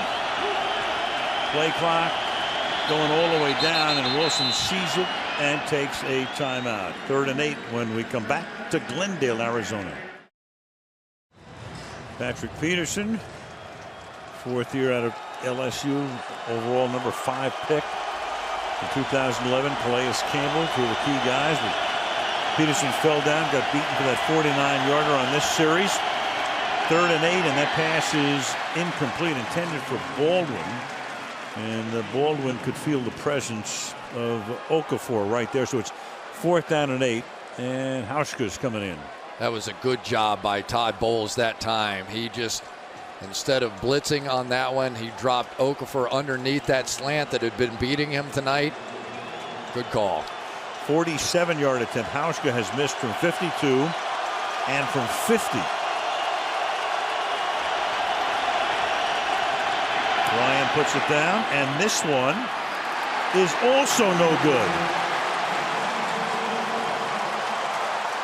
Pete saying, go figure. 14-3. See, his field goal kicker, who's been terrific, 2nd highest accuracy percentage of all time, only exceeded by Dan Bailey of Dallas, and he's zipped for 3 tonight. Honestly, this game should be over. You know, he just makes 2 out of 3 of those. The way they're playing defense, you go, the game's over. But it's still a ball game at this point. We knew coming in, Arizona is going to have to hit on a couple of big plays. They've had 2 opportunities tonight. They missed them both. They have guys, and in particular, John Brown in the slot, I believe, right now, has that sort of big play capability. They need one. John Brown, number 12. Lindley. There's time before he gets hit, and the pass is incomplete, intended for Fitzgerald. Larry Fitzgerald hanging right with him is Jeremy Lane. It'll be 2nd down and 10. Yeah, let's give some credit here to Jeremy Lane, who's had some injury problems here tonight. You see Fitzgerald just trying to get back over the top, and Lane is right in his hip pocket. They have been through some guys that play in that slot this year. Jeremy Lane, they got Marcus Burley in a trade. Maxwell's been in there. But the slot corner on this defense is such a key position because everybody's playing catch up, and that guy has to win, and so far tonight Jeremy Lane is. 2nd and 10, and that pass is caught. 9-yard gain. Floyd makes the catch. Arizona change up front right now. Ted Larson was run the sideline getting attended to, and Earl Watford comes in at left guard. It'll be 3rd down and 1. Yeah, well, last time we had 3rd down and 1, they threw it. This is about the same spot. We'll see. They don't really have that big power back that they can rely on, but now they do have the fullback in the game, Robert Hughes. So they go with 2 backs. They bring Floyd in for extra leverage, and they give it to the first man through and trying to carry for a first down is Robert Hughes, and he is a little bit short. Well, Cam Chancellor is making more plays in the backfield than anybody.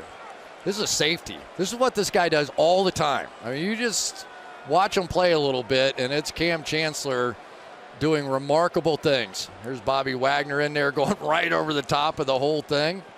But it's Chancellor sliding backside underneath, grabbing those legs that got it done. Well, they're going to bring the chains in, but they're short. So if you're Bruce Arians, it's 4th and 1. It's an 11-point game. You've got nothing going on offense. What do you do? What do you do? Well, I'll say this. Bruce Arians in our meeting told us that sometimes the punter can be your best friend. They've had him backed up. But you're also playing for the one shot. You only play to win it all, Al. Really, I've lost 2 Super Bowl games. I know. You play to win Super Bowls. And Arizona's best shot, obviously, but maybe only shot to win a Super Bowl this year is to win this game right now. Arians saying reset that play clock. It's down to 15. They're going to go for it, at least line up to go for it. Taylor is the running back. They need a half a yard. Can he get it? Keeps those legs moving and he gets it. Huge. Stephon Taylor hit behind the line of scrimmage, but he just kept on chugging. Moves the sticks. Yeah, we've seen a little bit of this before, but sometimes it just turns into a scrum, right? I don't think he quite had it at the beginning. Couldn't see exactly who that was. Then big Darren Fells just got the scrum going and a little rugby first down.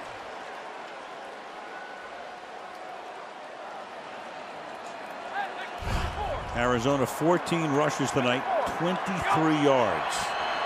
A little over a yard and a half.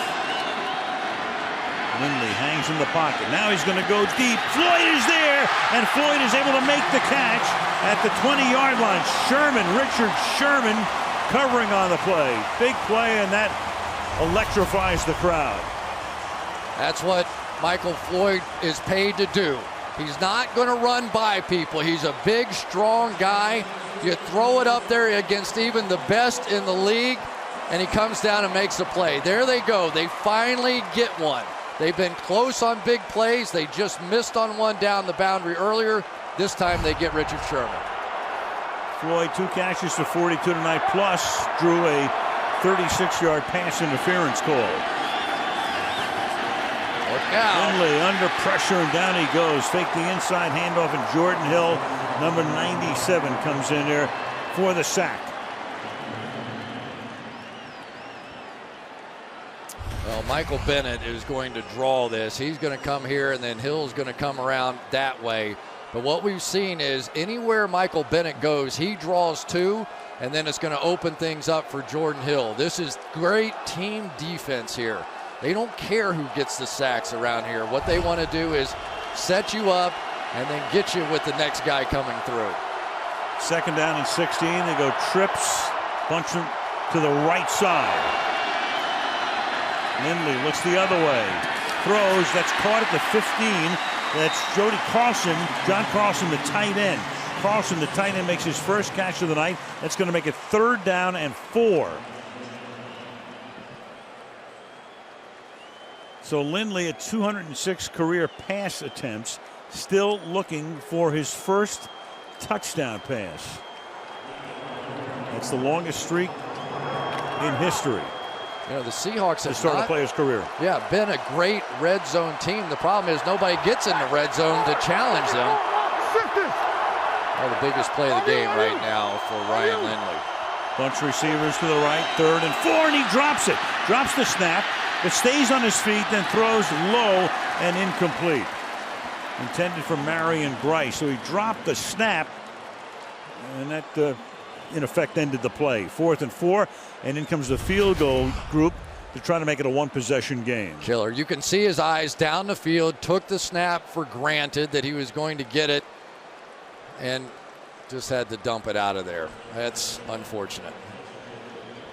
Now a 32-yard field goal attempt coming here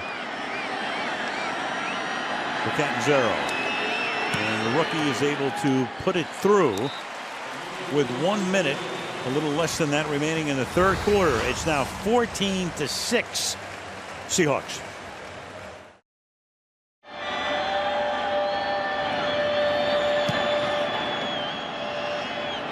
As the kickoff here is going to be run out from 7 yards in by Richardson. And Paul Richardson will bring the ball back out to the 22-yard line. 54 seconds left in the third. There is Tom Pratt. He is one of the 23 assistant coaches on this team. He's a pass rush specialist. He coached under Hank Stram with the Chiefs in Super Bowl I. And here he is. Could it be 1-49? Well, if the Cardinals get there. 79 years old. Sharp. Talked to him before the game. Reflected back to Super Bowl I, where they had 33,000 empty seats at the LA Coliseum. Ticket price, $12. Won't be quite like that this time. No. Just a guess. Cost you about $12 a second. First down. Here's Lynch.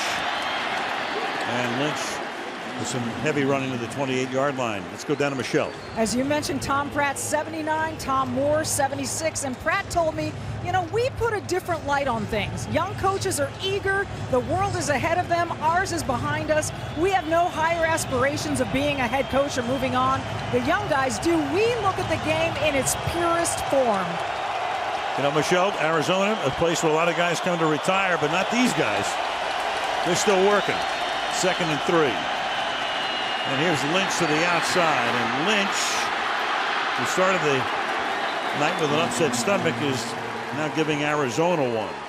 2 good runs here. That's a first down. That takes us to the end of the third quarter after a run of 13 yards with the score Seattle 14, Arizona 6.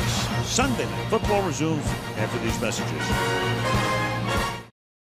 As we start the final quarter, most comeback wins in a season.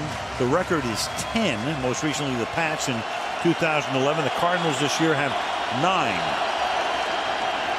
And looking for a 10th tonight. Robert Turbin is the running back here on first down. Wilson pressured, and he's going to be taken down from behind. That's Alex Okafor who gets the sack. That'll be 8 for him this season. And they finally get to Wilson. First time tonight. There you go. Off over here, I think, is Okafor. And he kind of gets through in the mix there.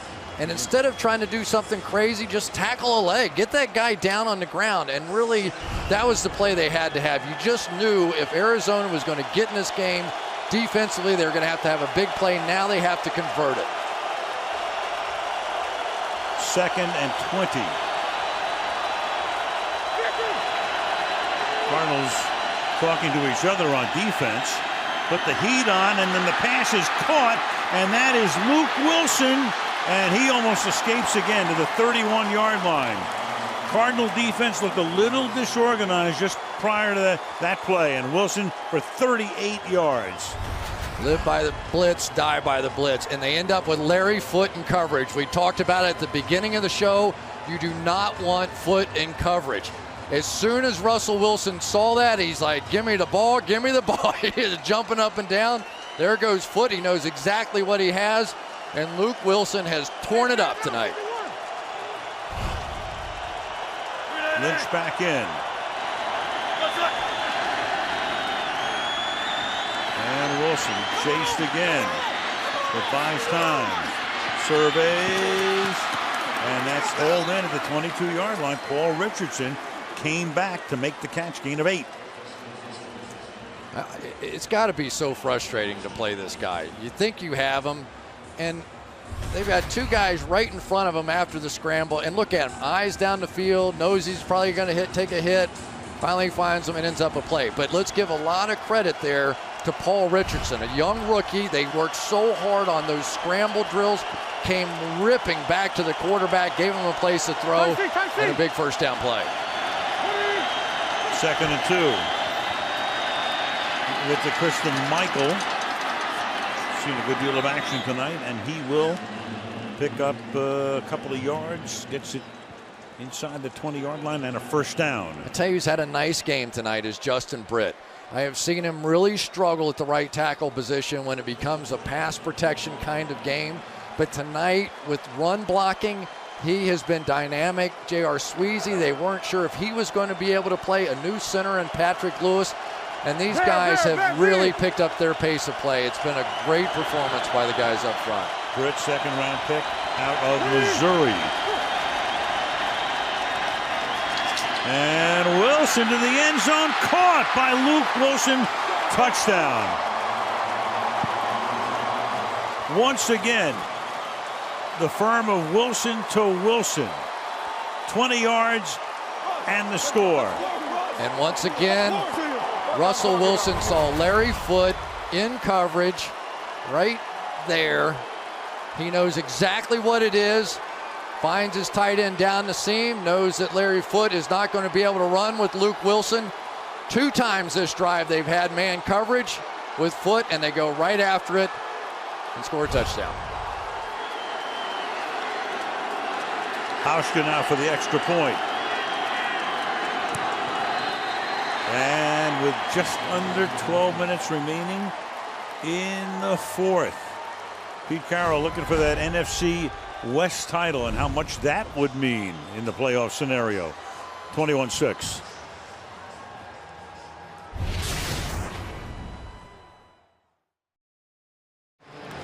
Paul Allen is the owner of the Seattle Seahawks. Made his fortune, of course, at Microsoft with Bill Gates.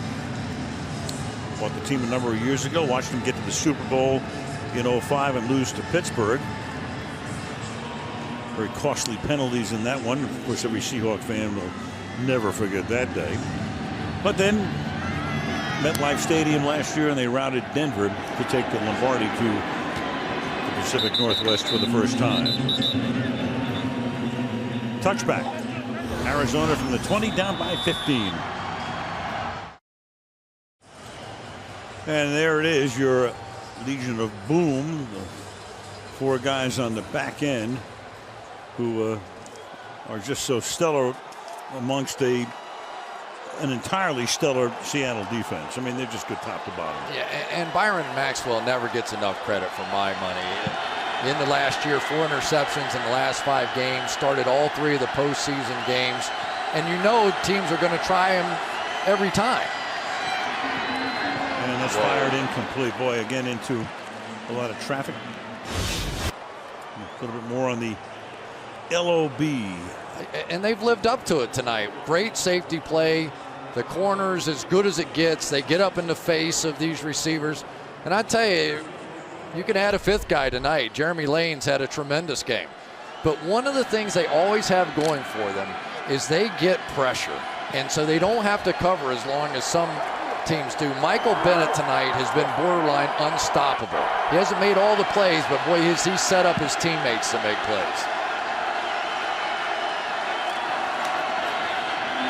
2nd and 10, and that is caught. Bobby Wagner couldn't take that away from Darren Fells, and that will make it a first down to the 31. I mean, Darren Fells is starting to make this look easy, coming off the ball, and former basketball player, you'd think he'd be able to catch the ball. I don't know why, but they really weren't too impressed, and he spent the entire offseason getting better at blocking. He knew he had to find a niche, and now he's starting to develop as a receiver. It's fun to watch somebody who works that hard in the offseason to develop the part he probably doesn't really want to do and become a complete player. Oh, baby. Dangerous. Cam Chancellor was there. Marion Grice. 2nd down and 10. So you have a race now for the number 1 seed. The Cardinals, if they win, and they'd have to come from behind right now to do that, down 15. Seahawks clinch the number 1 spot if they win tonight and win next week at home against St. Louis. And in addition to that, either Dallas loses at Washington or Detroit Green Bay does not end in a tie. Highly doubtful. Well, it's the NFL. 2nd and 10.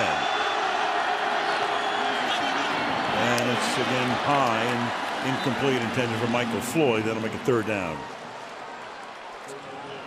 Did Bruce Irvin jump off sides, or is he just this fast? Watch this move. I mean, he was all the way around the best offensive lineman that Arizona has in Jared Valdir. But they will take some chances. They are not afraid to get a penalty or two. But so many times those turn into those big sack fumble plays, and why not?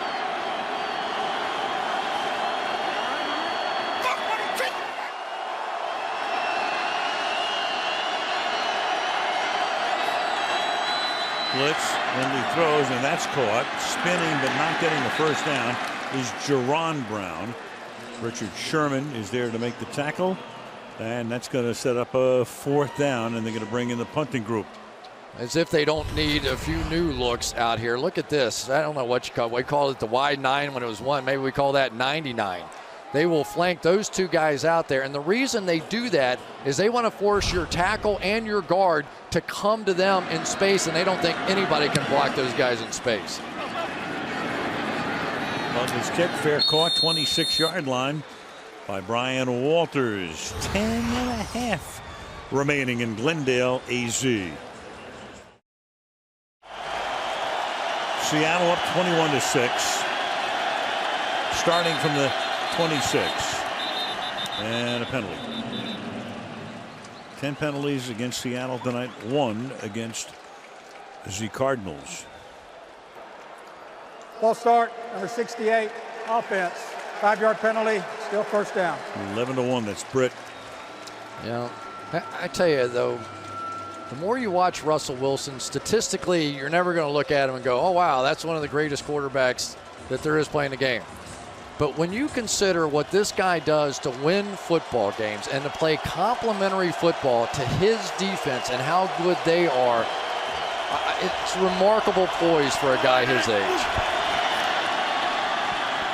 Here's Lynch. Oh, there's some high stepping and some shifty maneuvering, and Peterson tries to strip him. Stay in bounds, because if he stayed in bounds, he's going to go all the way. Marshawn Lynch, 79 yards, unless he stepped out, and you saw Peterson come over, not to make the tackle, but just try to strip him.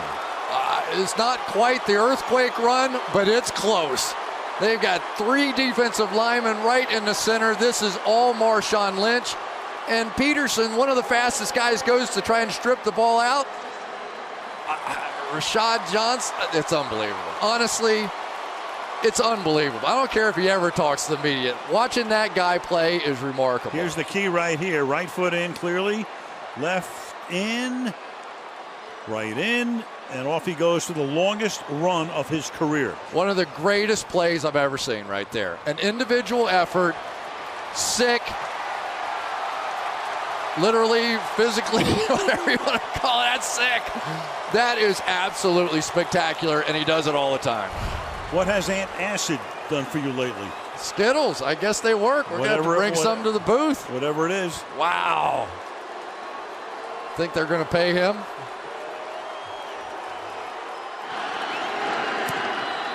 They got a few guys to pay. That's 554 yards for Seattle in total offense tonight. Pete Carroll running down the sideline. 28-6. Marshawn Lynch started the night in the locker room. Came out after the first couple of plays with an upset stomach. Did not play at all in the first quarter. Then just ran 79 yards, longest run of his career. Unbelievable. A touchback. 10-14 left in the 4th, and the Seattle Seahawks looking like they've got a real good shot to be the #1 seed in the NFC.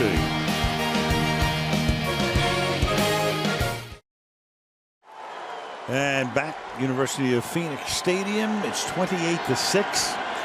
Seattle and Arizona now at the 20-yard line. Ryan Lindley, 11 out of 31 for 131 tonight. And he's going to take one downfield. And that's good for a gain of 16 yards. Caught there by John Brown. First down.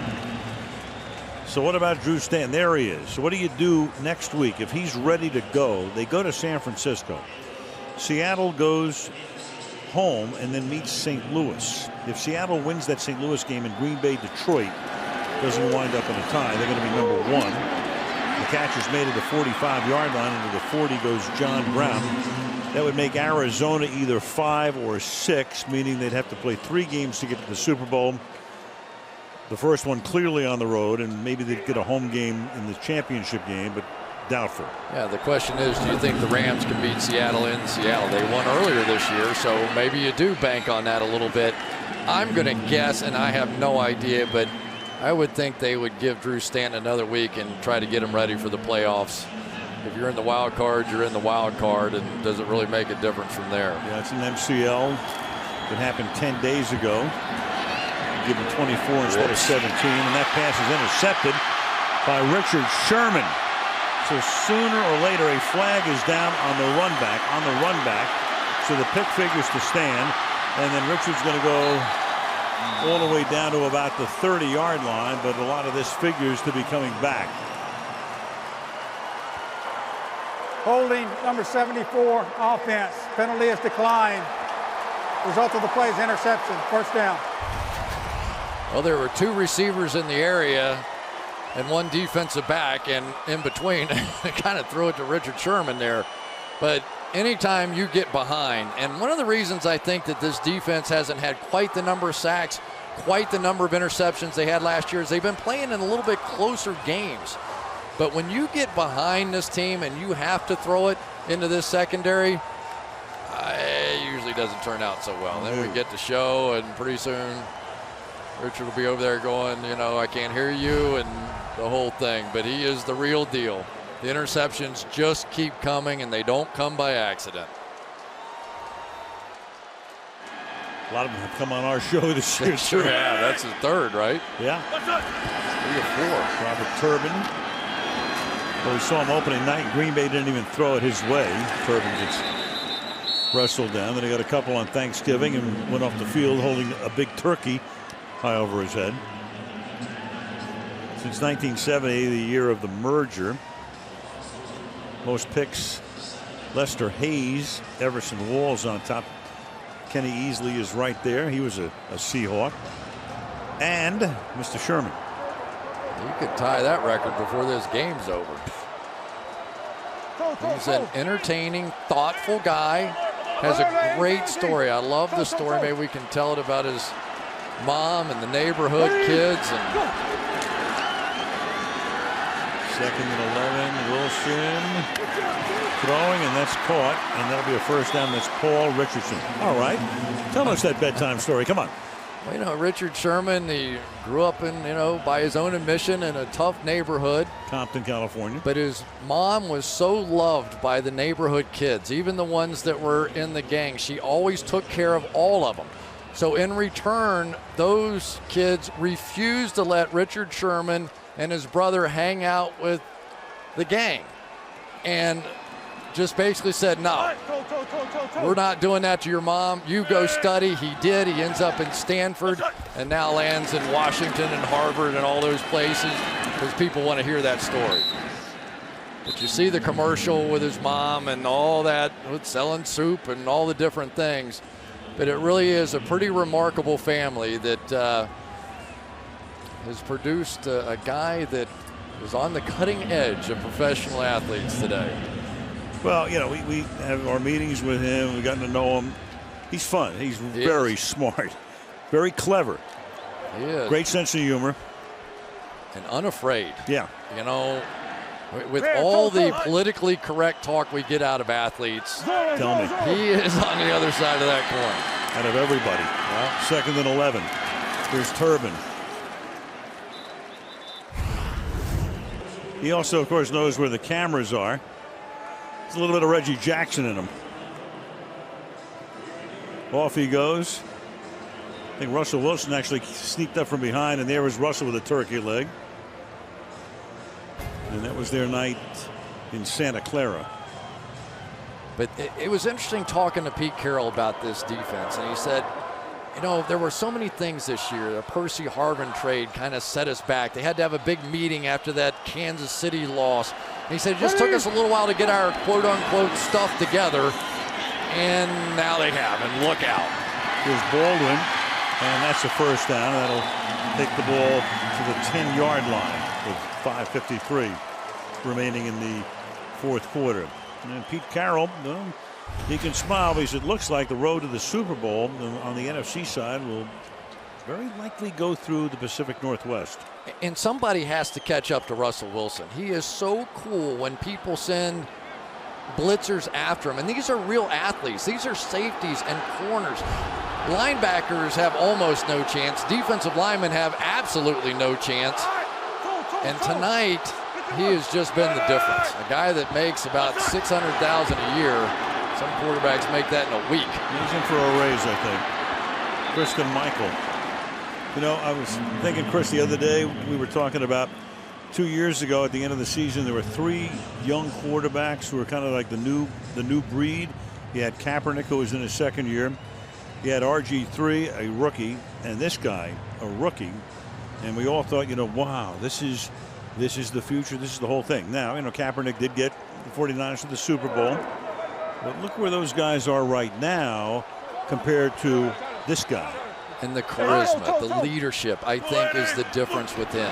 Every room he walks into, he's the man. He's going to look at that. Pack it away. Look at that. Look at this. Look at that. Touchdown.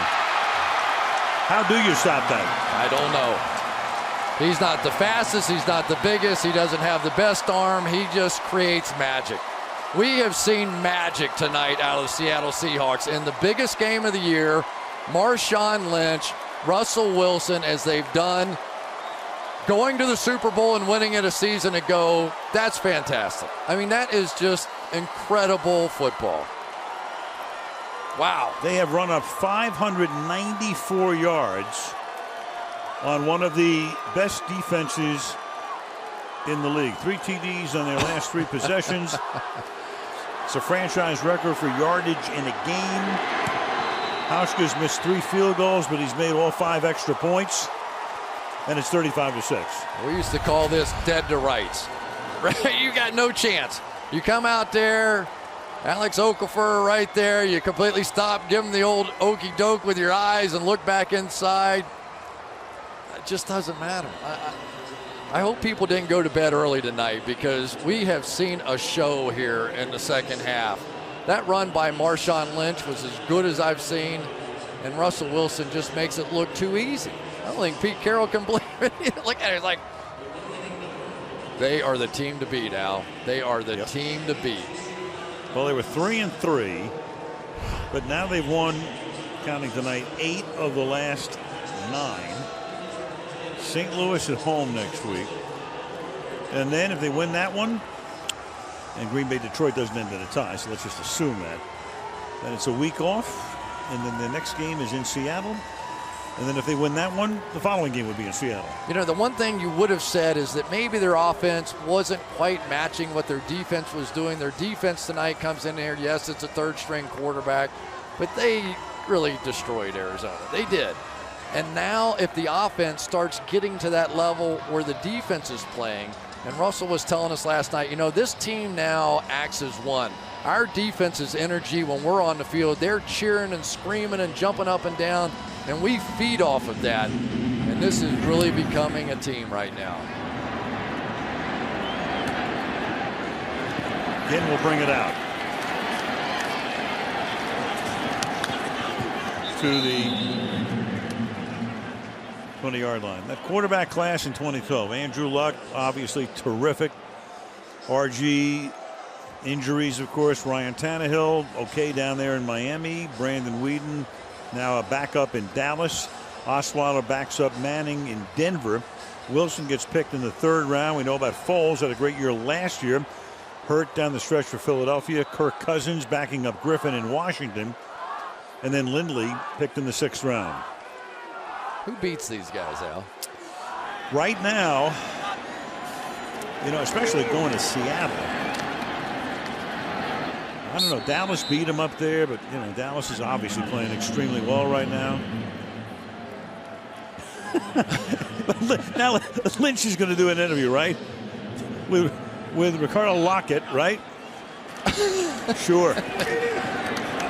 You know, that's probably a little better than some of the interviews we've seen him on so far this year. He has a sense of humor. We've seen Richard Sherman do the little shtick at the podium.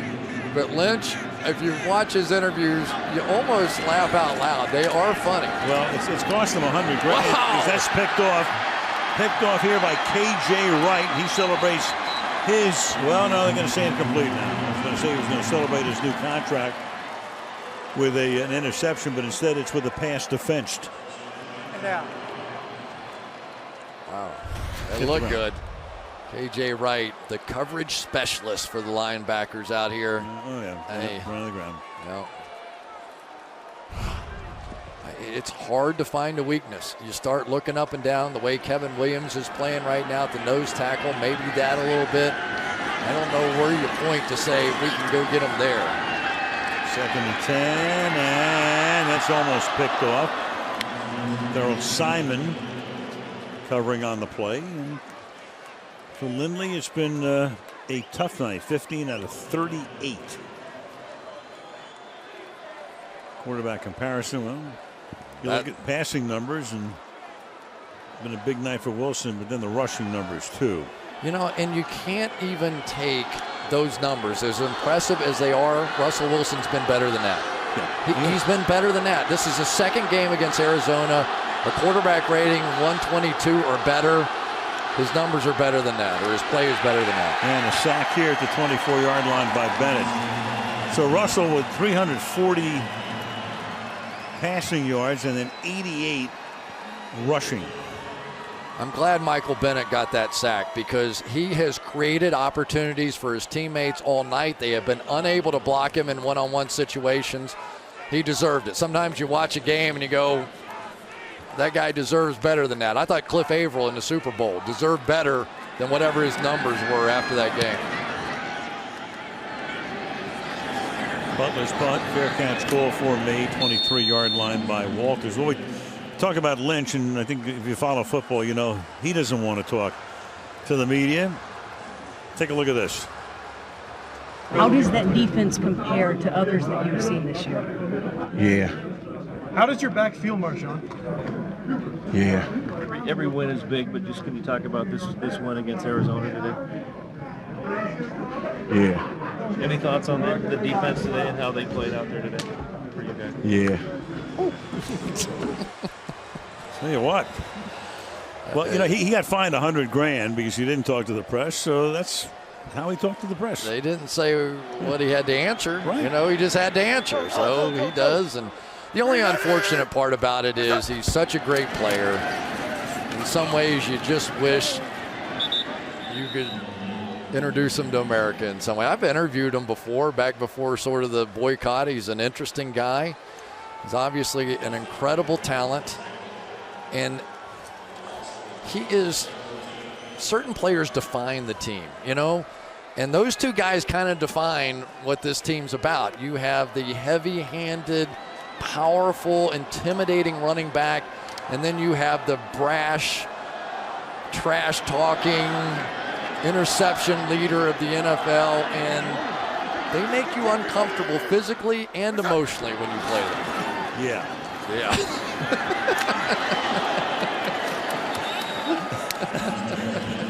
20 years from now, he'll be winning an Emmy for top analyst in the NFL. Yeah. 2-minute warning. That's great. Seattle on its way to first place in NFC West, 35-6 on Sunday Night Football.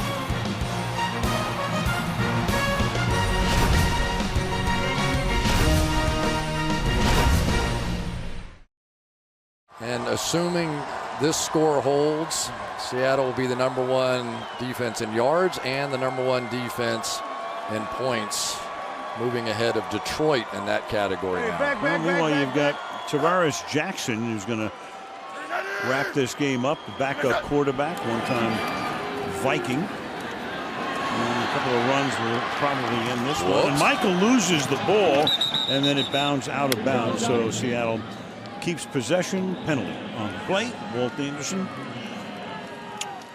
It's called 11 that have been called on Seattle tonight, accepted on only 1 against Arizona.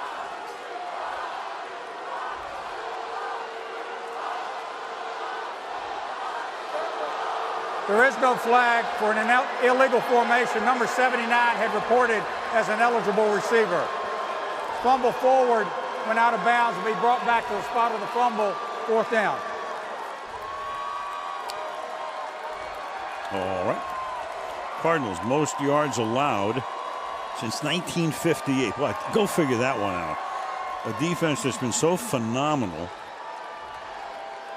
And you go back to the Chicago Cardinals. Yeah, and you know, one of the things that happened in this game, obviously the defense understood what their offense was going to be up against with a 3rd string quarterback. So they took a lot of chances and they paid the price for that tonight. And that punt bounds out of bounds at about the 28. Well, Wilson had a huge run in the first half. Into the second half, Marshawn Lynch, who had done next to nothing, and then all of a sudden breaks off the longest run of his career. Peterson tried to strip it, couldn't stay in bounds. And he started the night sick, and now he's making the Cardinals sick. And here goes Russell Wilson around the corner and into the end zone. Yeah, Bruce Arians was telling us that, knock on wood, Marshawn Lynch hasn't done a whole lot against us. Throw out that piece of wood. Catch made John Carlson for a short gain. So for the Cardinals, it's on to the 49ers on the road next week. Seahawks fly home and may not have to leave home until they conceivably come here. Fitzgerald makes the catch and gets taken down to the 47. Simon with the tackle, and next snap will be under the minute mark.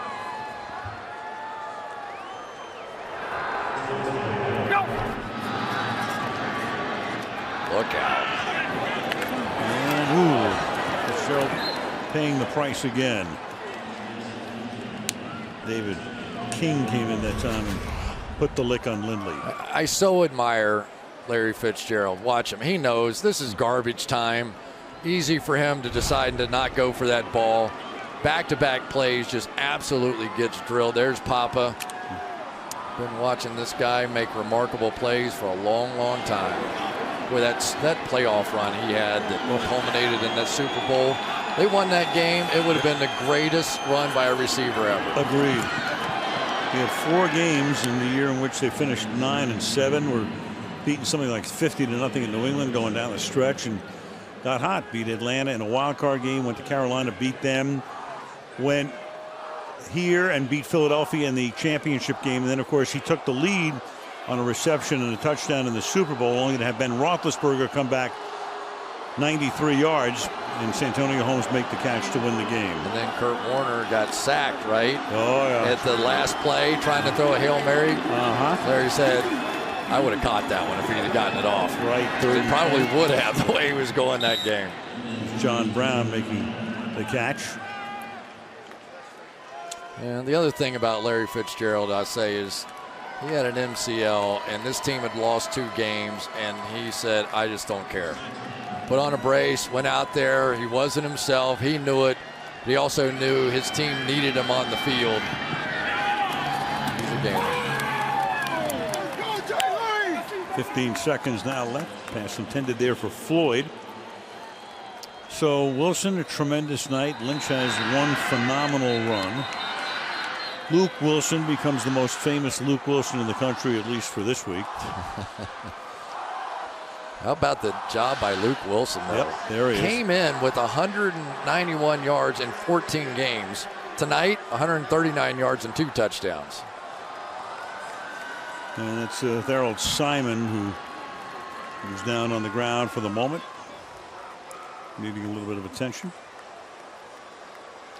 And he's a contributor, no question, to this team. And Dan Quinn was telling me that he's a guy that in training camp, basically nobody wanted to really challenge Paul Richardson, the speedster wide receiver that they have. But he never left the line of scrimmage. He was the only one play after play would challenge him, slips on the play, and his leg just kind of, then he grabs his arm. Who knows? But a factor. He's the dime, which means the 6th defensive back if they go to 6 on the field.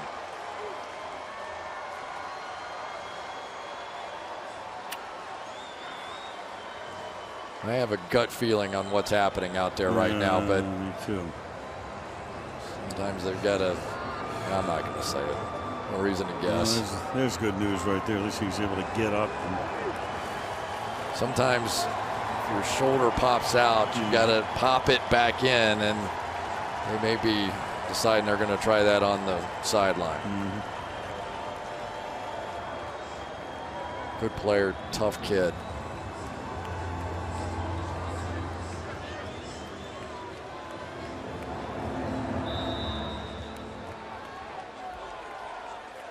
Well, they take Simon back to the bench. 1 or 2 more plays will end it. And the regular season will end next Sunday night with our game as the Bengals go into the Berg to take on the Steelers. And Lindley's going to avoid a sack at first, but not the second time. And David King will crown him there. And the Seattle Seahawks will go home on top in the division, and a win against St. Louis next week will mean they will be home for the holidays, and they'll be home all the way through the Super Bowl if they can win next week and 2 playoff games. The most complete team in the NFL right now. Yeah. And I'm not saying somebody can't beat them, but it's going to take a heck of a show to knock them off if they win next week against the Rams.